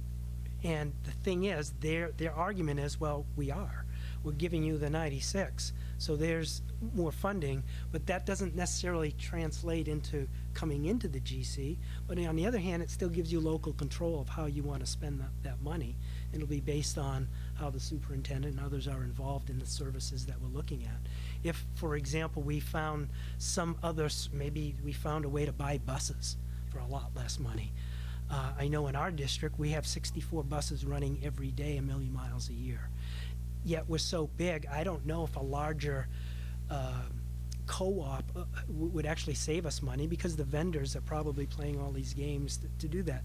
So we have these conversations like that. Another one is CDS. I mean, those services are huge for young kids. Yet the state has lost money for years, and they haven't really figured out how to work it, but it feels like it's coming our way at some point. And we're going to have to start with some baby steps. But I don't think GC is going to be able to do it as a group. We might have to start out with our own individual districts to try to put services like that. Those are more of the conversations, but now if I take it a little higher, at the last meeting in Bangor with the executive directors, Jeremy Ray out of Biddeford, and Betsy Webb, who's the superintendent and executive director in Bangor, they were putting some of the possible services and purchases that could be group shared. And there were everything from technology, from laptops to iPads, to, as Jeremy would love to look at buses and bus purchasing. But there's several other things. And as I said, our financial people are getting together to look at maybe some other things. So the ideas are still generating. And maybe one of these days, something big's going to hit that's going to sort of be a revenue generator as well, or save us a ton of money. Or, when I look at all the other executive directors and things they're doing, like in Southern Aroostook County, they got a FEDIS grant, and they're building an alternative ed school, and they're actually purchasing a building and doing that. Madawaska Fort Kent, I believe, is building a new high school under an Embrace grant. Everybody's kind of different. York County is also in the York County Food Co-op, but they're also in a co-op for supplies, and so they're doing custodial supplies. So they're doing something different there. So each region is having conversations, trying, but I don't know. We don't see a lot of risk to your original question, because we just know that we're going to try to work together and do what we can, and then if it does not continue for whatever reason, then it's not like we've put in a ton, but instead we've looked at ways, and even if they did, I think we'd continue the PD work that we've been doing. I mean, it's because we've been doing it. Okay. We're way over the time we put for this. If you guys have a very quick, succinct question that we need Mick for, do it, but keep it quick. Go ahead. I was just wondering if there were any limitations on the types of services you can collaborate on. What comes to mind to me is something like health insurance. That was one of Jeremy's as well. Yep, he put that on the list of, is that something as the greater GCs get together? He's even put a list together that we've all populated with our legislators, because we want to try to have impact around decisions that are made to alter or change any pieces of that law that can make it more beneficial for us. So my question was, if a member goes dormant, is there anything to protect that member from having to pay for allocations that come as a result of the budget not being funded by the state or not getting enough revenue, so that the revenue needs to come from the district? Would a dormant district be basically on the hook for paying its share of the revenue that needs to be collected among member districts? Not that I know of. I mean, I don't, that's kind of a what-if scenario, and I don't know if anybody's, no one's really addressed that because we're not there, but the way they've said it is, if you're not participating, then you're not getting the allocation, period, and that's it. And then I suppose if you need the allocation and you want to participate again, that's that's a discussion we haven't had, because we've kind of moved forward with what we have. Okay. And one quick question, associate membership, what does that entail? Yeah, there's another category there for CTE centers, so we could actually sort of collaborate with them and other groups that they've identified that would fit into that. So, and there's nothing that said we can't have the services of consultants. That wouldn't be associate members, they'd just be consultants who could help with various things. Like on the Leadership Academy, that's probably a good example. If we get that, one of the things we also want to do to provide additional incentive is to work with the universities or colleges to provide credits for that work, because if people are going to be involved in 3 years of that, we want that to count towards something, and whether they're credits or CEUs or something, part of the capstone. So that would be a consulting agreement outside. It wouldn't be an associate member, but we could include CTE in some sort of arrangement that seemed to benefit. But it's not something we could be. Like RSU5 can't be an associate member. Is that your That question? was my question. Yeah, I don't think so. Could We you wouldn't participate in qualify. the services by being an associate member No. and not being a full voting member? Right. No? No. Okay. Okay. Thank you. That was helpful. I know you're like, we're not going to do a workshop. Oh, little did you know. You can't stop us from workshopping. Thank you so much. Good luck. Okay, so new business. Yeah.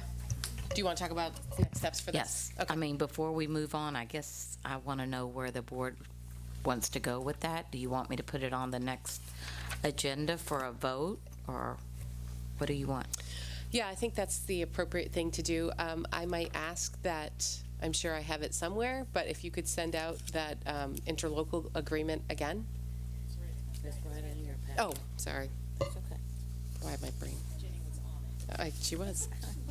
My brain. Yeah, so we should have that on our next.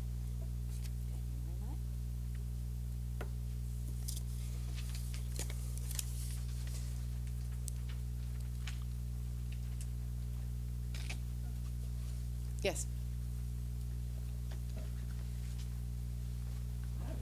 I would like to hear, when we vote on that next time, I would like to hear from Becky and team what they want. Because all I hear is not too much risk. So I kind of want to be sold or unsold. I want to hear from people. Yeah. Yeah, I mean, we can certainly get their input. I mean, I think we got their input last year, and we said, thanks, no thanks. They all were in favor of it, and we went, no. So, I mean, unless they've changed their mind, but I'm certainly interested in hearing their thoughts on I guess because I didn't understand why they wanted to do it, so I felt. I think I could do just a quick 1-minute summary. I don't know what more I have to add. I think there's always value in collaborating, right? And I think that we're always urging our teachers and our staff to go beyond their classroom to learn. And it's an opportunity to collaborate with other districts. On the other hand, there are risks because it's unknown. And so it's going to be hard. It's not a hill I'm going to die on. I'm excited if you say go for it and join, right? If you say no, we really don't want to take that risk, I'm fine with that too. It's probably one of the few times that I don't feel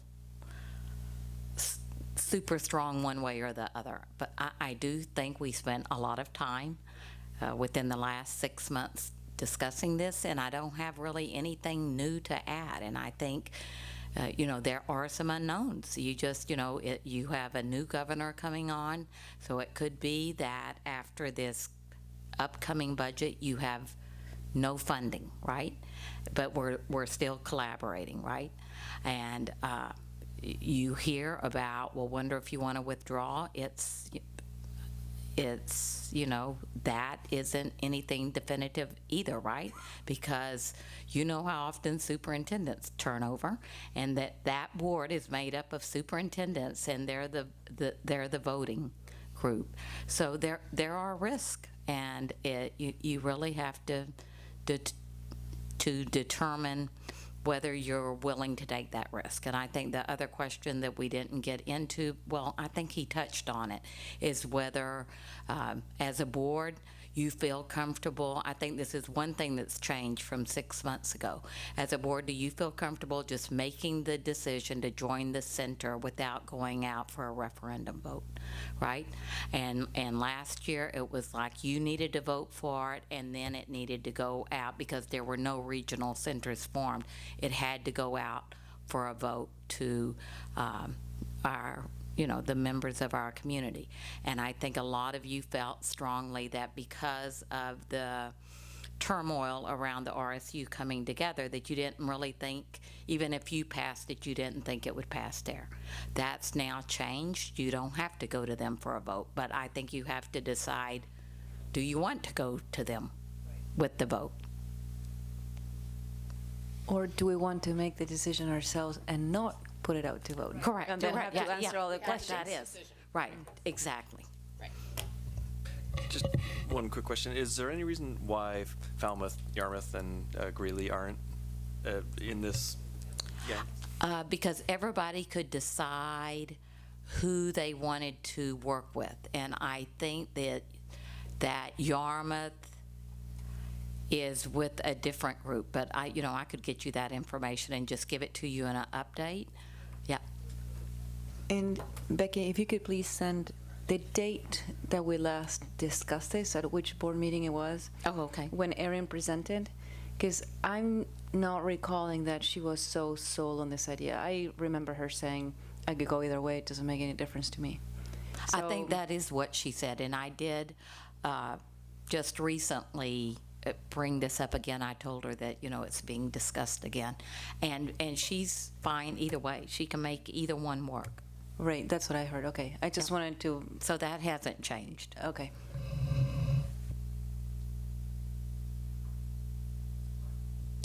Do we collaborate with the other districts, or is this it? Are there other opportunities for collaboration that you?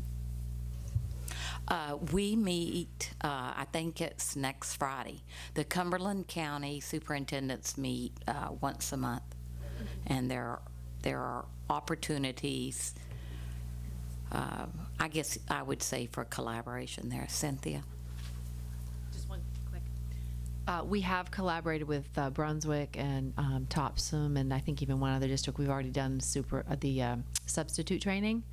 We actually, it was hosted in Brunswick 2 years ago, because we've also done another one in-house here. So when we can, we do. We all like each other, and we try to share. Hey. Right. Yeah, I mean, I don't think there's anything that prevents us from collaborating with whoever we choose on whatever we choose. The distinction is those don't generate $50,000 in increased subsidy from the state. Like, great, go have a good time, but they're not going to pay us for those. Or have someone who's doing all the legwork, right? Yeah, and I think I was just going to say, I think both of those are really positives. I like the collaboration piece. I think that's a really great opportunity to know what other districts are doing and be engaged, and I see a lot of value in that. Yeah. You good? Okay.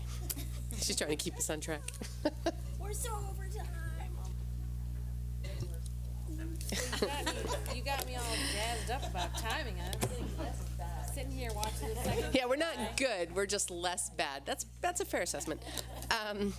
And this is sort of an interesting lead into the discussion on consultants. And if we needed to save some time, I think we could definitely save some here. What I have put together with the help of Michelle Lichtai and Cynthia Alexander and Bonnie Violet is this list from last year and what we so far are using this year. I will say that I won't say that this is every consultant, but these are the ones that we could kind of think of off the top of our head, and that Michelle kind of looked in the budget. There are some areas that we did not include because we really had to talk about what are we considering a consultant. So we do have people come in to service, like the copier, you saw that at the end, or to come in and consult on the FPAC sound system. Just today, Cynthia thought of another one that we're doing this year, and that's with, I think it's NAMI, N-A-M-I, where somebody's coming in to train our guidance social workers, nurses, PE, and health teachers on youth mental health first aid. So I just want to put that caution out there that we might have missed a couple. But I think what I had heard the request was around is, what type of consultants do we use? And I think this gives you a flavor of that. And we kind of broke it into two categories: those that we think help promote student, improve student achievement, and then those that we use for other kind of reasons, and that could be like operational. And we've listed them out, and Michelle ran the numbers about what we either paid last year or what we're kind of anticipating or estimating that we'll be paying this year. So I thought it would be long and boring for me to go through each square, but we are yeah. But we are very here and ready to answer your questions if you have questions about a particular service. So I have a question about the process. When we hire a consultant, does the staff get any input on who do we hire for what purpose? And then if we do decide to hire a consultant, how do we know that that consulting service is worthwhile and that teachers in particular are benefiting from that service? So I'll take a stab, and then Cynthia can also, I think, weigh in, or even Bonnie. So to me, the process is not one that is, this is the way we hire all consultants. I would say that we get feedback when it's like learning focused and a consultant has come in. We get feedback from teachers and our strategist about, did we think that that was helpful? So from time to time we switch consultants because we've had feedback that says that we didn't think that was very helpful. So we do get feedback from staff around that. Do you have anything you want to add, Cynthia, to that? Not particularly, but these first four are aligned to the curriculum that we have. And for example, the Teachers College, where we have Teachers College Reading and Writing, we have actually just recently switched consultants. And it was a nice move. But we always get feedback. We get feedback from every staff participant and administration and follow through, and then the literacy coaches as well for that particular example. So for that particular example, Yeah. It sounds like this is part of what you do. What about for the others? I mean, this is something that we do in the district consistently with every consultant that works with our teachers. Absolutely. Yeah, we had everyday math, big ideas. We get feedback every single time. I work with the coach, for example, Nate Garnett, who's the 612 coach, and we meet ahead of time. We have usually a conference call with the consultant to do the planning work ahead of time. Oftentimes it's once or twice, and then Nate and I will either co-create the feedback. We use Google Forms, or he will give me the ideas. We'll discuss ideas, and then he will give me the draft ahead of time for me to look over, and then it's always shared back. And we use the feedback for the next planning always. Yep. Before you run off, I was interested that we're still, to your point of Teachers College. Yes. So when you say we switch consultants, that doesn't mean we're not using Teachers College anymore. Oh, we no, just changed so- who we're using as a consultant? Correct. So, for example, one of the consultants just started a family and didn't want to be traveling. And so we had a new K2 person come. It's all from Teachers College. They have many trained consultants that go all over the country, and they try to be they consider what the consultants want and how much travel they want, and they also consider what our needs are. I've called, and some of the principals have sometimes called and said, well, we're looking for somebody more like X. If you have a consultant, oftentimes they'll give you the same one over and over again until you give them feedback that you might be looking for something different, or somebody with a different expertise, or somebody starts a family. So my point was, so I see Big Ideas, I see Teachers College, I see, I don't see Everyday Math as a So consultant. Is U that- Chicago is the first one. Oh, that's. Yes, oh, I that's- apologize. We should have probably written right in there. So that's Everyday Math. Yes. Okay. No, that's okay. It So does? for Where? so for It says Math Achievement, but I guess I didn't realize that was Everyday Math. I'm sorry, under 1819, Oh, under I'm the looking at the first purpose. two. 1819. So Cynthia, do you think that it's beneficial to change consultants from the same Yes. organization? Because otherwise you keep getting the same service year after Right. year. And I've heard of that happening, and I think it's great that you're looking into, just getting a fresh face from the Yes. from the same organization, but with a new outlook and a new way of teaching things. We had those crucial conversations last year with feedback from staff, coaches, and administrators, and we all problem solved it together. What do you think we want to do? Do we want to switch? Do we not want to? What are the reasons? So we had those deep conversations. Yeah, and it's been a really positive change. So yeah, I'm kind of seeing categories where we have, the first four you mentioned are for district-wide curriculums that we've all committed to.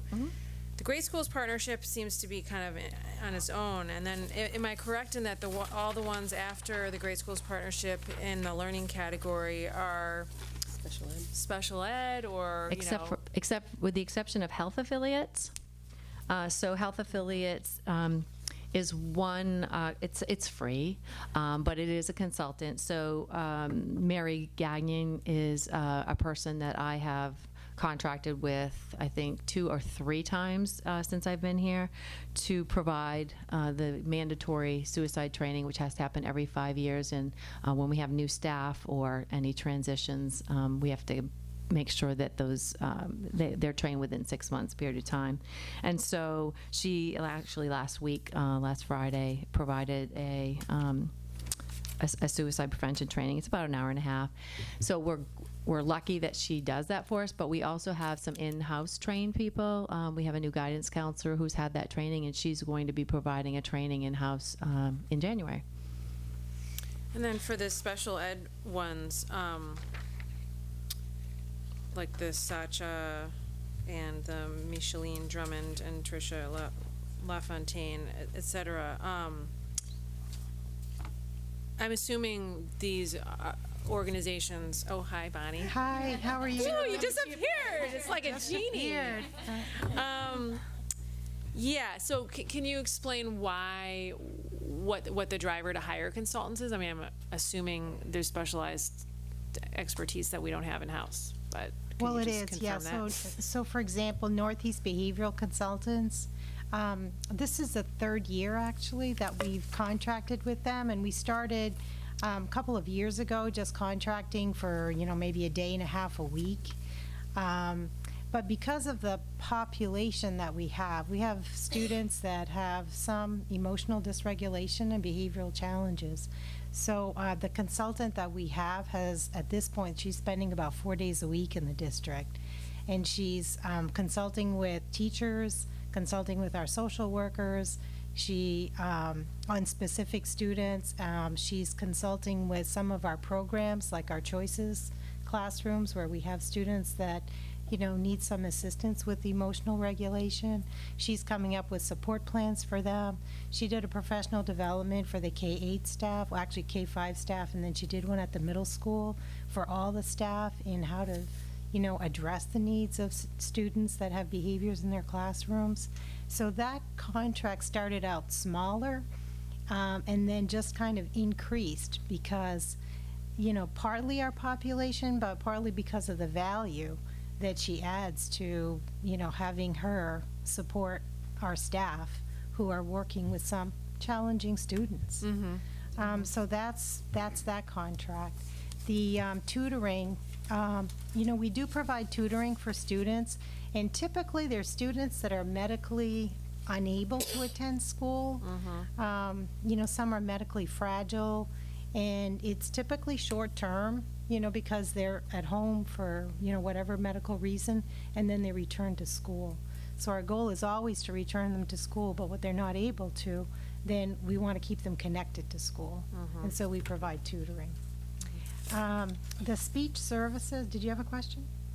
Yeah, because that one tripled in cost over last year, the homebound student one. kids, right? So.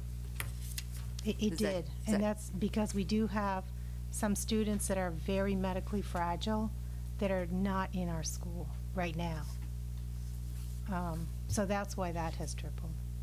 And then in terms of the speech services, these are smaller contracts, and they're really to support, really, these consultants work with our teachers directly.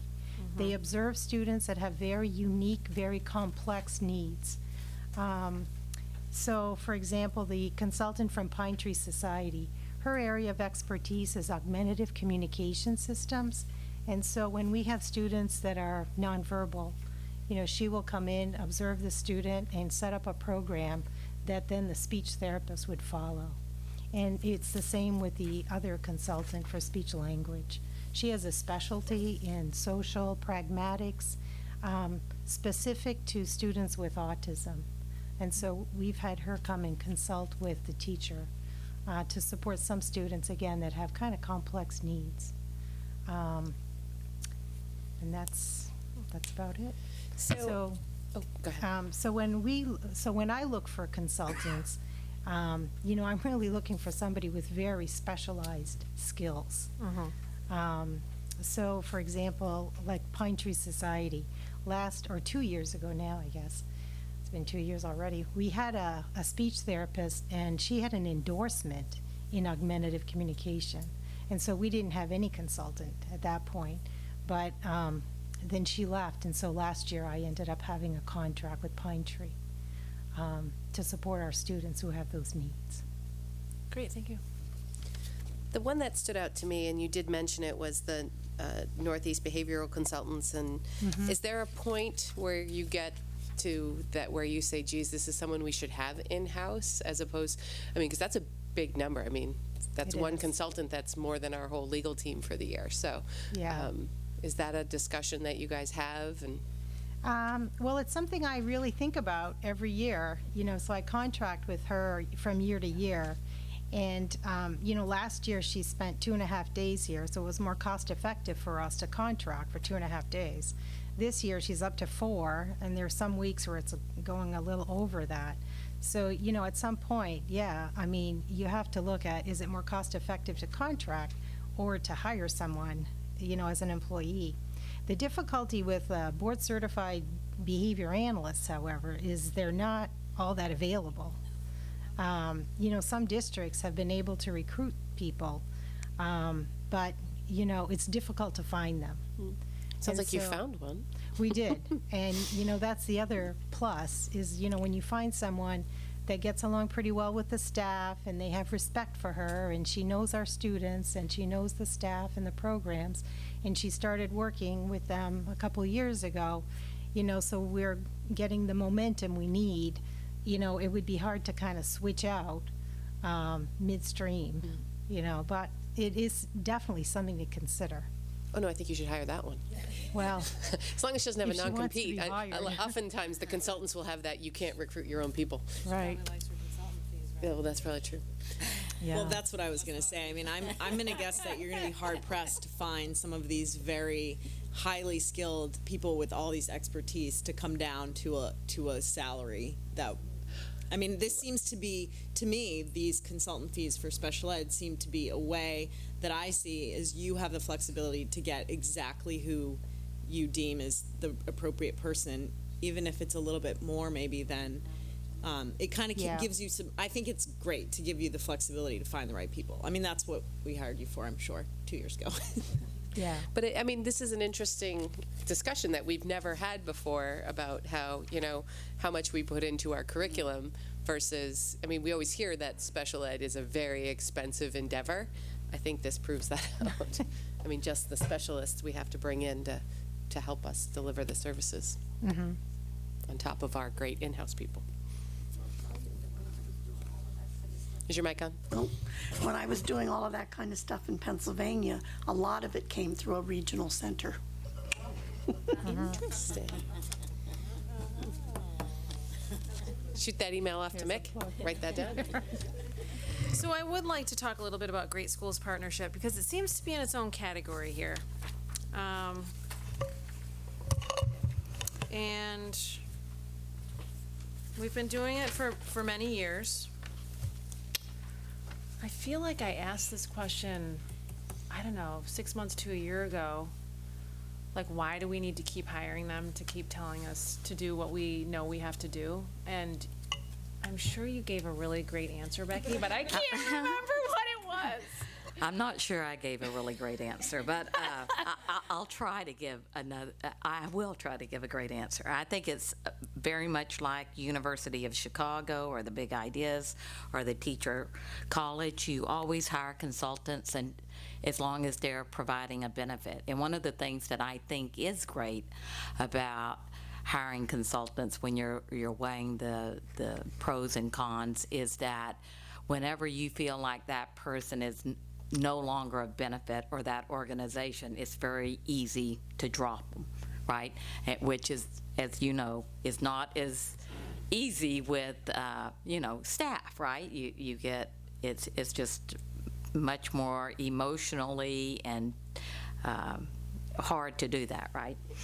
But as far as Great Schools Partnership, just like all of our other contracts, we look at that every year. We talk about, is that the consultant that will best meet your needs? I did talk to Jen a little bit today to have her expand on what I had written there.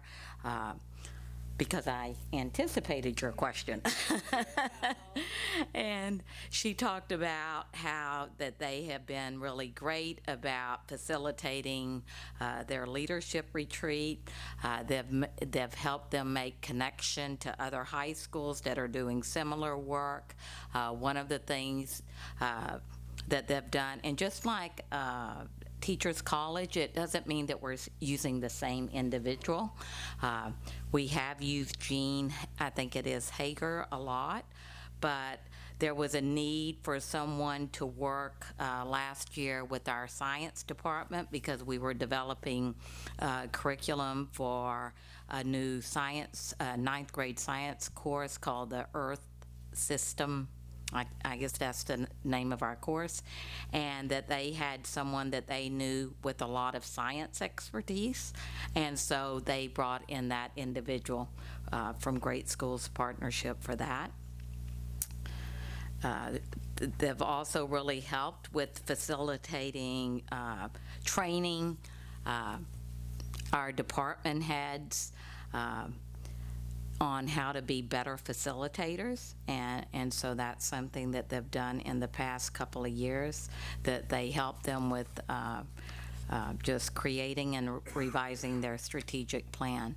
So every year I think there is, I think one of the misunderstandings out there is that people think the only work that Great School Partnership does is with proficiency. I will tell you that when I was in Portland, they really helped us when we were implementing the new teacher evaluation system, so they can be hired for many different areas, and I think I just kind of highlighted a few areas that really have nothing to do with proficiency, but just building better leaders, strategic planning, curriculum.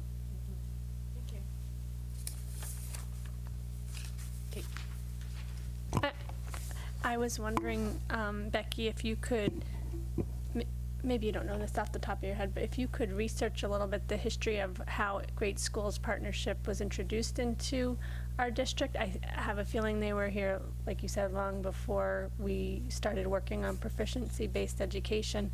And I guess I just want to know a little bit more about how we decided to use them for that sort of consultant work. And I think, like you said, there is a misperception perhaps that Great Schools Partnership is driving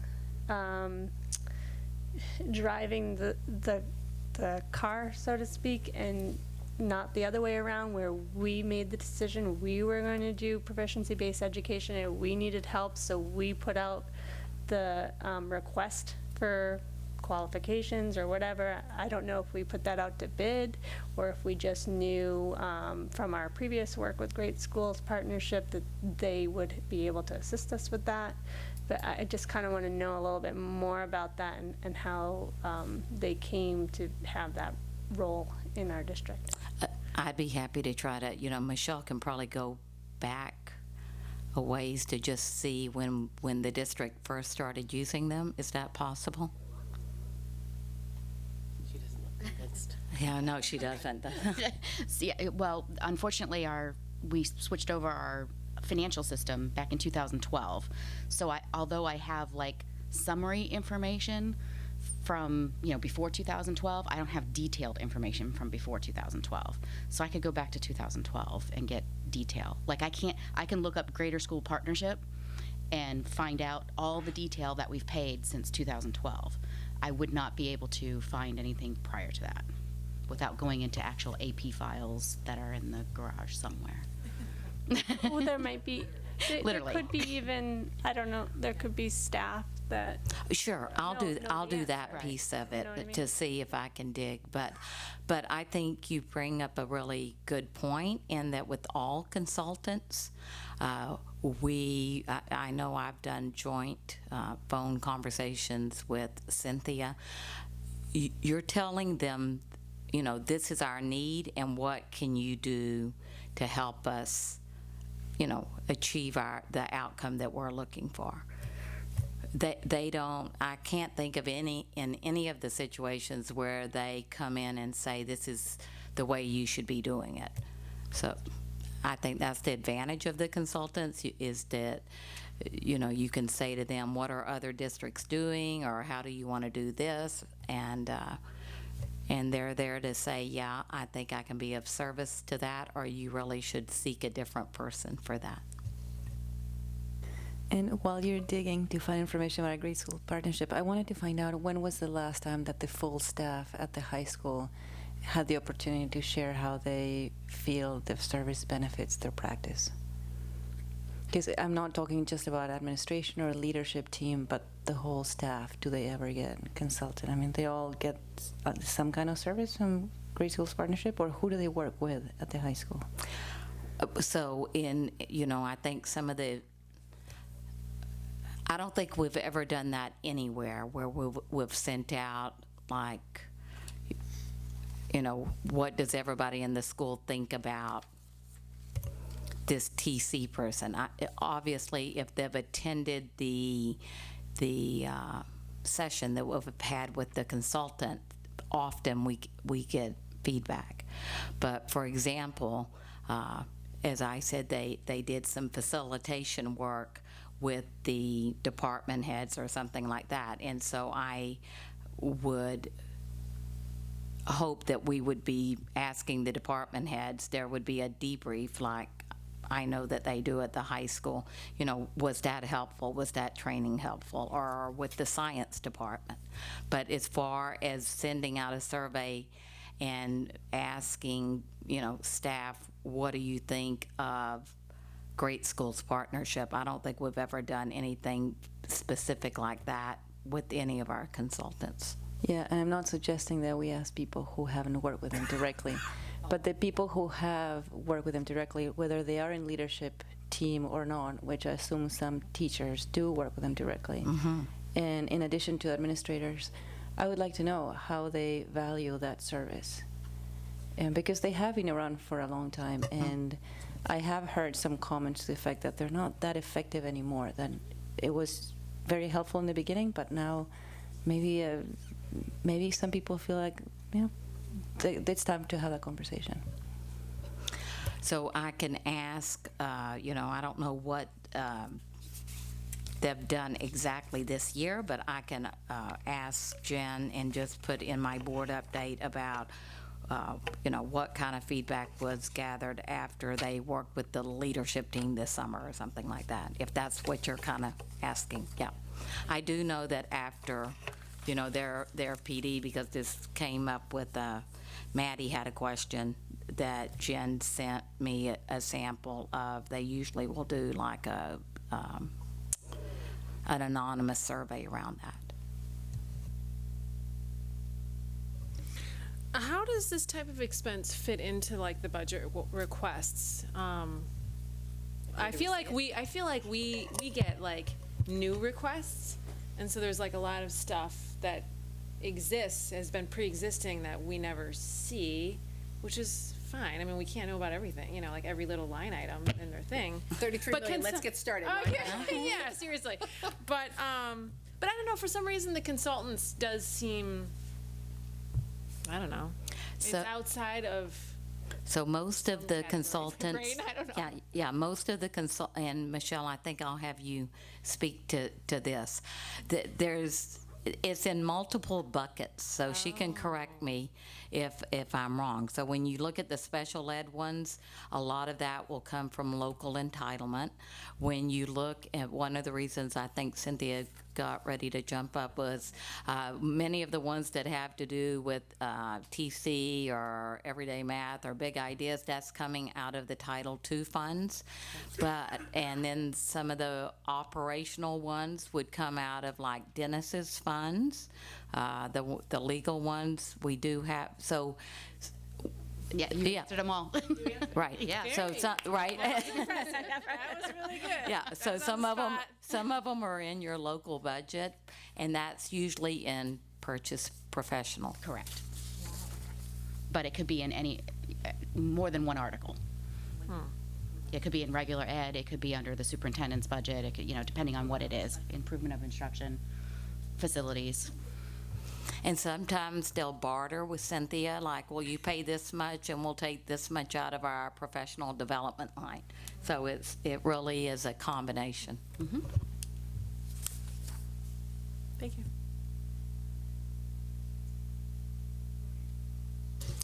Any other questions, comments on the consultants? Thank you, this was helpful. All right, snow days. Okay, so this came up, I think, at one of the last board meetings, so I've you're right. And maybe I was on painkiller, so that's why when I started to prepare for this, I'm thinking, why are we talking about this? Actually, I can tell you why we're talking about it. It was a request at, I didn't do that. Well, it was your request, and it was also the leadership when we met with Freeport and Durham. Panel didn't come to our meeting. But they were interested because they were hearing feedback on the roads from residents in town and the road crews and those sort of things, and they were wondering what our process was in terms of making the call on school. Yeah. Can I just clarify, that was not my request. I'm clear on the process, and I'm fine with, and I'm good with the process. We can talk, you can say that to answer their questions, but my request was that we talk proactively about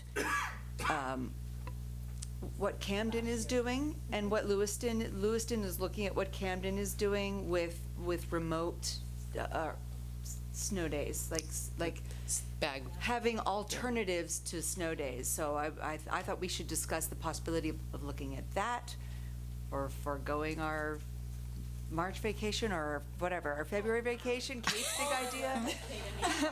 I mean, You can throw April in there. That's 10 days we just picked up right there. I'm more want to instead of just looking at the calendar at the end of the year and we're like, oh my God, I don't want to be in that situation every year. I want us to start to think about strategies for potentially dealing with snow days. Okay, so no wonder I was confused. Yeah, you weren't at the meeting. Yeah. So. All right, so I just, for the public, I'll go through quickly the process. Anytime we think there's some type of weather event, usually Dennis is up around 3:30 or 4 in the morning, and he's driving around the district. He goes into all 3 communities, and he then calls me by usually 4:45 to kind of report out what he is experiencing, and many times he's reached out to the different road commissioners in each of the town to find out, what they're anticipating. At the same time, before he's calling me at 4:45, I'm on a conference call with the Brunswick and the Topsom superintendents, talking, because we all have students going to Region 10. So we try to make the same decision. We do not always make the same decision. In the last the last day where we did a 2-hour delay, 75 ended up canceling. So, there's just a lot of discussion going on there. Brunswick contracts with the weather person, and so she is also talking to him or texting. And at the same time, I'm texting with Yarmouth, who is texting or talking to Greeley and Falmouth. And sounds like a middle school. Right. Yeah. And usually 75 is texting with Bath. So there's 7 of us. There are 7 districts that are talking about what are you thinking, and at the same time we're also watching all the school closings to see who's going to be the first one to either kind of pull the plug and say we're out. So that's kind of the process we go through, and it's always we try to make the decision by 5 o'clock or shortly thereafter, because we have to get in touch with our bus drivers, and Jenny has to do the robocall. So there's just a lot of things going on. And you're also looking at the weather forecast. So in the last one, it's saying, it's going to all be rain by 7 o'clock. Everything that we were hearing, the weatherman that we consult said, yes, in all your communities, it's going to all be rain by 7 o'clock. So we're making the decision at 5, right? And as you know, in the last storm, somehow Durham didn't get that message that it was supposed to be raining at 7 o'clock. And it was still snowing. And that's what made that a little bit tricky. But that is the process that we use.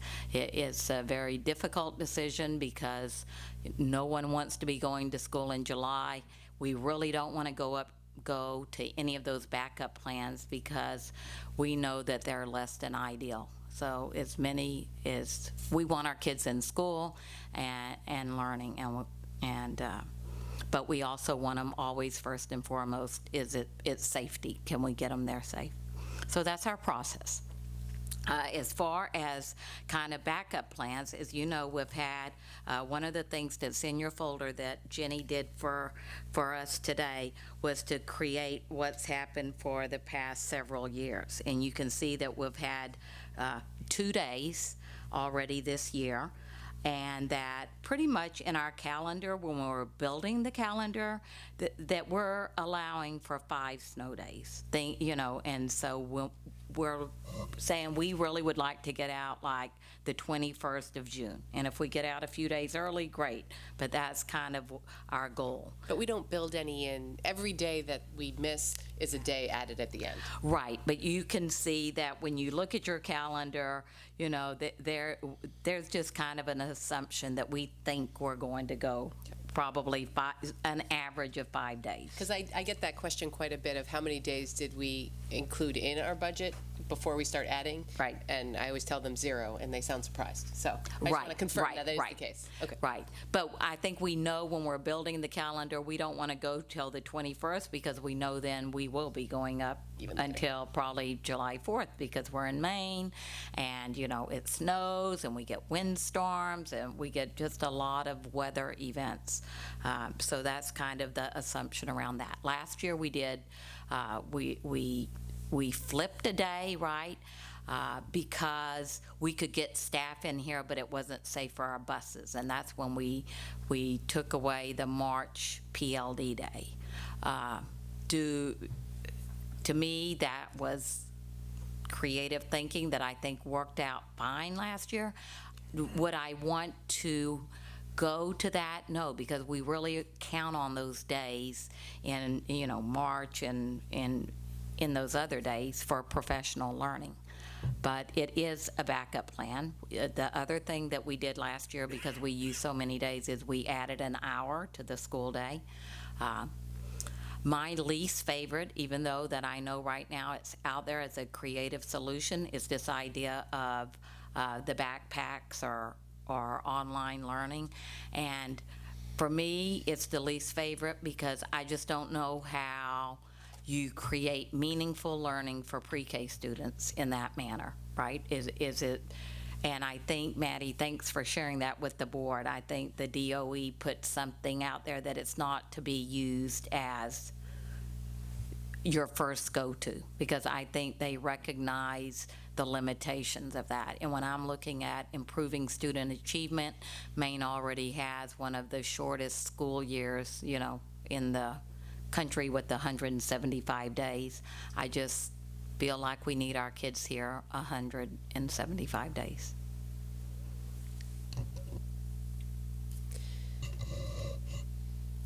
Kate. I agree with that as well. I guess what I worry about when we do have delays is that the quality at the middle school and the high school is compromised a bit because we're shortening the each period. And so I agreed, like, we shouldn't be just trying to get a day in to check the box. And so I wouldn't necessarily be in favor of that. So I don't totally understand the remote snow day. I hadn't heard that term before, but I already have some apprehension about the way we use the delay, the 2-hour delay, and how we use the rest of the school day at the middle school and high school. So I would just add that to the bucket of just trying to check a box and wondering if there's a better way to get more meaningful instruction to the kids for those types of days. Does anyone else talk with people in other parts of the country that are absolutely flabbergasted how late we start school in the fall? Well, I think there are people in our state that are surprised when we start after, Labor Day. Like, why don't we build in the assumption that there are going to be, like, if I'm understanding what you were just saying earlier correctly, Michelle, we're building an assumption of 0 snow days right now. No. The point is we want to be done by, say, the 21st of June, so we back it up. So our original calendar says we're getting out a week before that, 5 school days before that. And so we have built in there that we could have 5 school days and still get out on the 21st of June.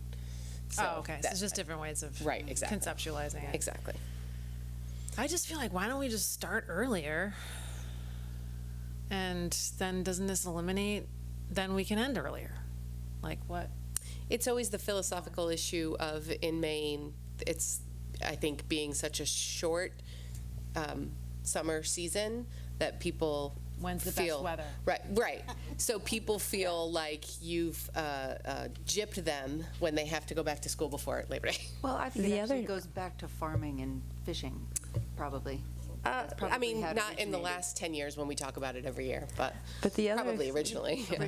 The other thing is heat. I mean, we're getting hot days at the end of August and beginning of September, and we don't have air conditioning. So even this year, there was a really hot Tuesday and Wednesday, and the teachers were saying, we can't work with the students. It's just too hot in here.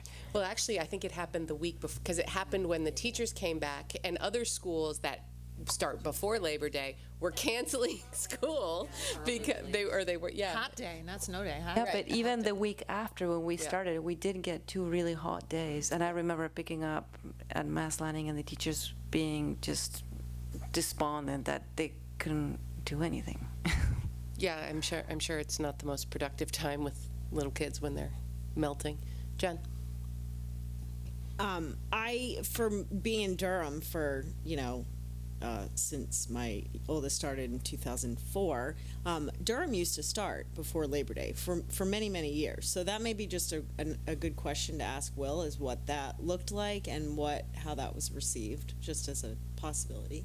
And obviously that was before the RSU joined.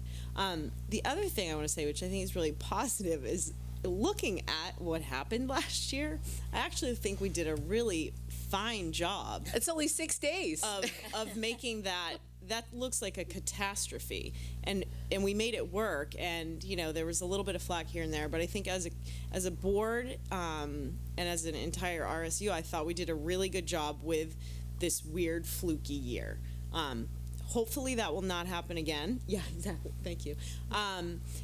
Unfortunately, it's looking like it might.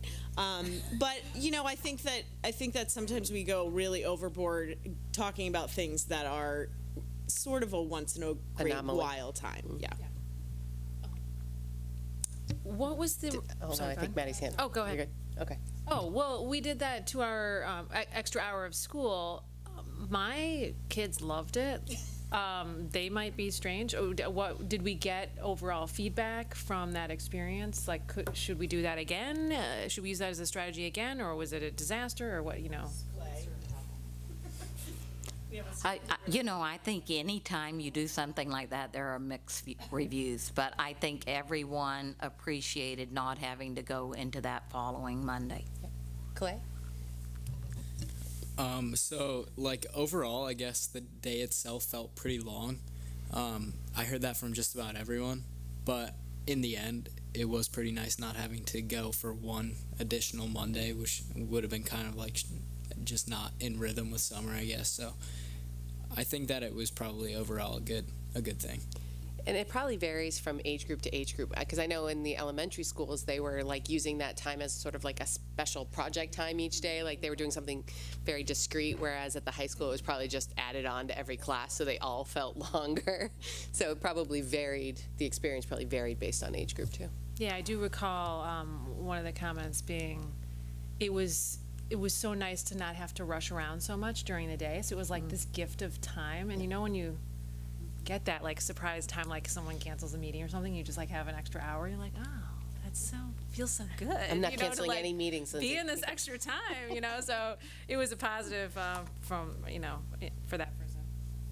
I just wanted to comment that I think the timing of it was really great too, because it was in between sports seasons. Right. So that's why it worked. It worked out really well for that reason. Right, because if it was in the middle of a sports season, it wouldn't have, because of practices and games. And Maddie? We had discussion about that. I mean, we purposely selected that time because it was in between. You're right, we're geniuses, Maddie. I think it would be helpful for us to have a strategy in place where we have option one is the elongated days. Should we talk about not having one of our vacations? I know basketball people will be in an uproar, but I'm believing the climate experts when they say things are going to get worse. And this is a short trend line, but it suggests that things are going to get worse. I had the same questions, Becky, about how does a little kid have a remote day? I don't know how that works, but I would like us to be open-minded to hearing, what they're doing in Camden, and like Lewiston has said that they're going to watch and see what this year looks like, and then they're going to have a discussion about it. I'd like to not just read about it in the paper. I'd like us to consider various alternatives so that we don't have to be so brilliant and creative every year at the last minute. And I mean, I feel like, I don't know if there are districts that do this, but do we have something, sort of a trigger, a fail-safe in place that says if by a certain date we have already this many days, then we're going to start taking them off of a vacation somewhere, or something like that. I mean, the other tricky thing for us because of Region 10 is the collaboration it takes and the coordination it takes with the other two towns, right? So we are required by law that we can't be more than 5 days out of sync with those two districts. And as folks have been on the board for a while with me know, it used to make me so mad when they would bring us the calendar every year, and they'd be like, let's talk about it, and they'd be like, well, you can't change anything anyway because Brunswick and Topsom have already approved it, so you're out of luck. I'm like, but what if we wanted to talk about getting rid of a vacation? What if we wanted to talk about starting before Labor Day? And it was always, sorry. And I feel like I had a conversation with one of their board members that they got the same message. Nope, RSU 5 and the other, they've already done it, you guys. So I wonder if it's somebody, yeah, who really likes Labor Day. So, you know, I don't know. I think it's a conversation that probably needs to be bigger than even this board. Because to really make any of those things happen, we need to get all three boards on board. I will say that the snow days do not count in that. So even though we might be doing something different for a snow day, that's not part of the 5 days. Right, but if we wanted to get rid of a vacation or correct, start before that's Labor Day, yeah, that's you know, those clearly count. that's a big move. I think it's personal. Yeah. In my opinion, it's really hard to say that our first go-to is going to be to add an hour to every day. I mean, I'd rather have that menu of options that you're all aware of, and then depending on where we're at and when it is, that's when we'll kind of look at that, because the hour worked last year, like Cynthia said, because it was between sports seasons. So I wouldn't want to say that's our first go-to. I just think that, you know, it worked out last year to take away that one day because we were able to get staff in here, right? So I think you just have to look at what's happening and then say, geez, this is not looking good, and it looks like we're going to need another day. At this point, I feel okay with where we're at right now. If we have another snow day before Christmas, before the holiday break, you know, we may want to start talking about, you know, the March day or something. It is interesting when you look at the days of when our first snow day typically is. I mean, for the first 3 years on here, it was January and some years February. There's 6 months of snow days last year. Like, we covered half of the entire year with snow days. That's insane. That's insane. Why do we live here? Well, remember the days in October were wind days. That's true. Those weren't snow days. Right, but it's still weather like days. terrible weather. Yeah. And we don't have any tornado days yet. So Becky, I wanted to find out, when we have a 2-hour delay, is there any way to tack on some of the time towards the end of the day if the weather gets better at the end of the day, rather than cut the day basically by almost 1/3? I don't see how that would work. I've never heard of anyone doing that. And I think what would make that hard is because even when we tacked on the hour for that week, we had to give staff a lot of advance warning, because we have staff members that coach in different districts. We have staff members that have second jobs. I think, you know, we have childcare issues. I just, it's not that I'm not open to the idea, but I just don't know of any place that's tried that or how we would even negotiate that with the association.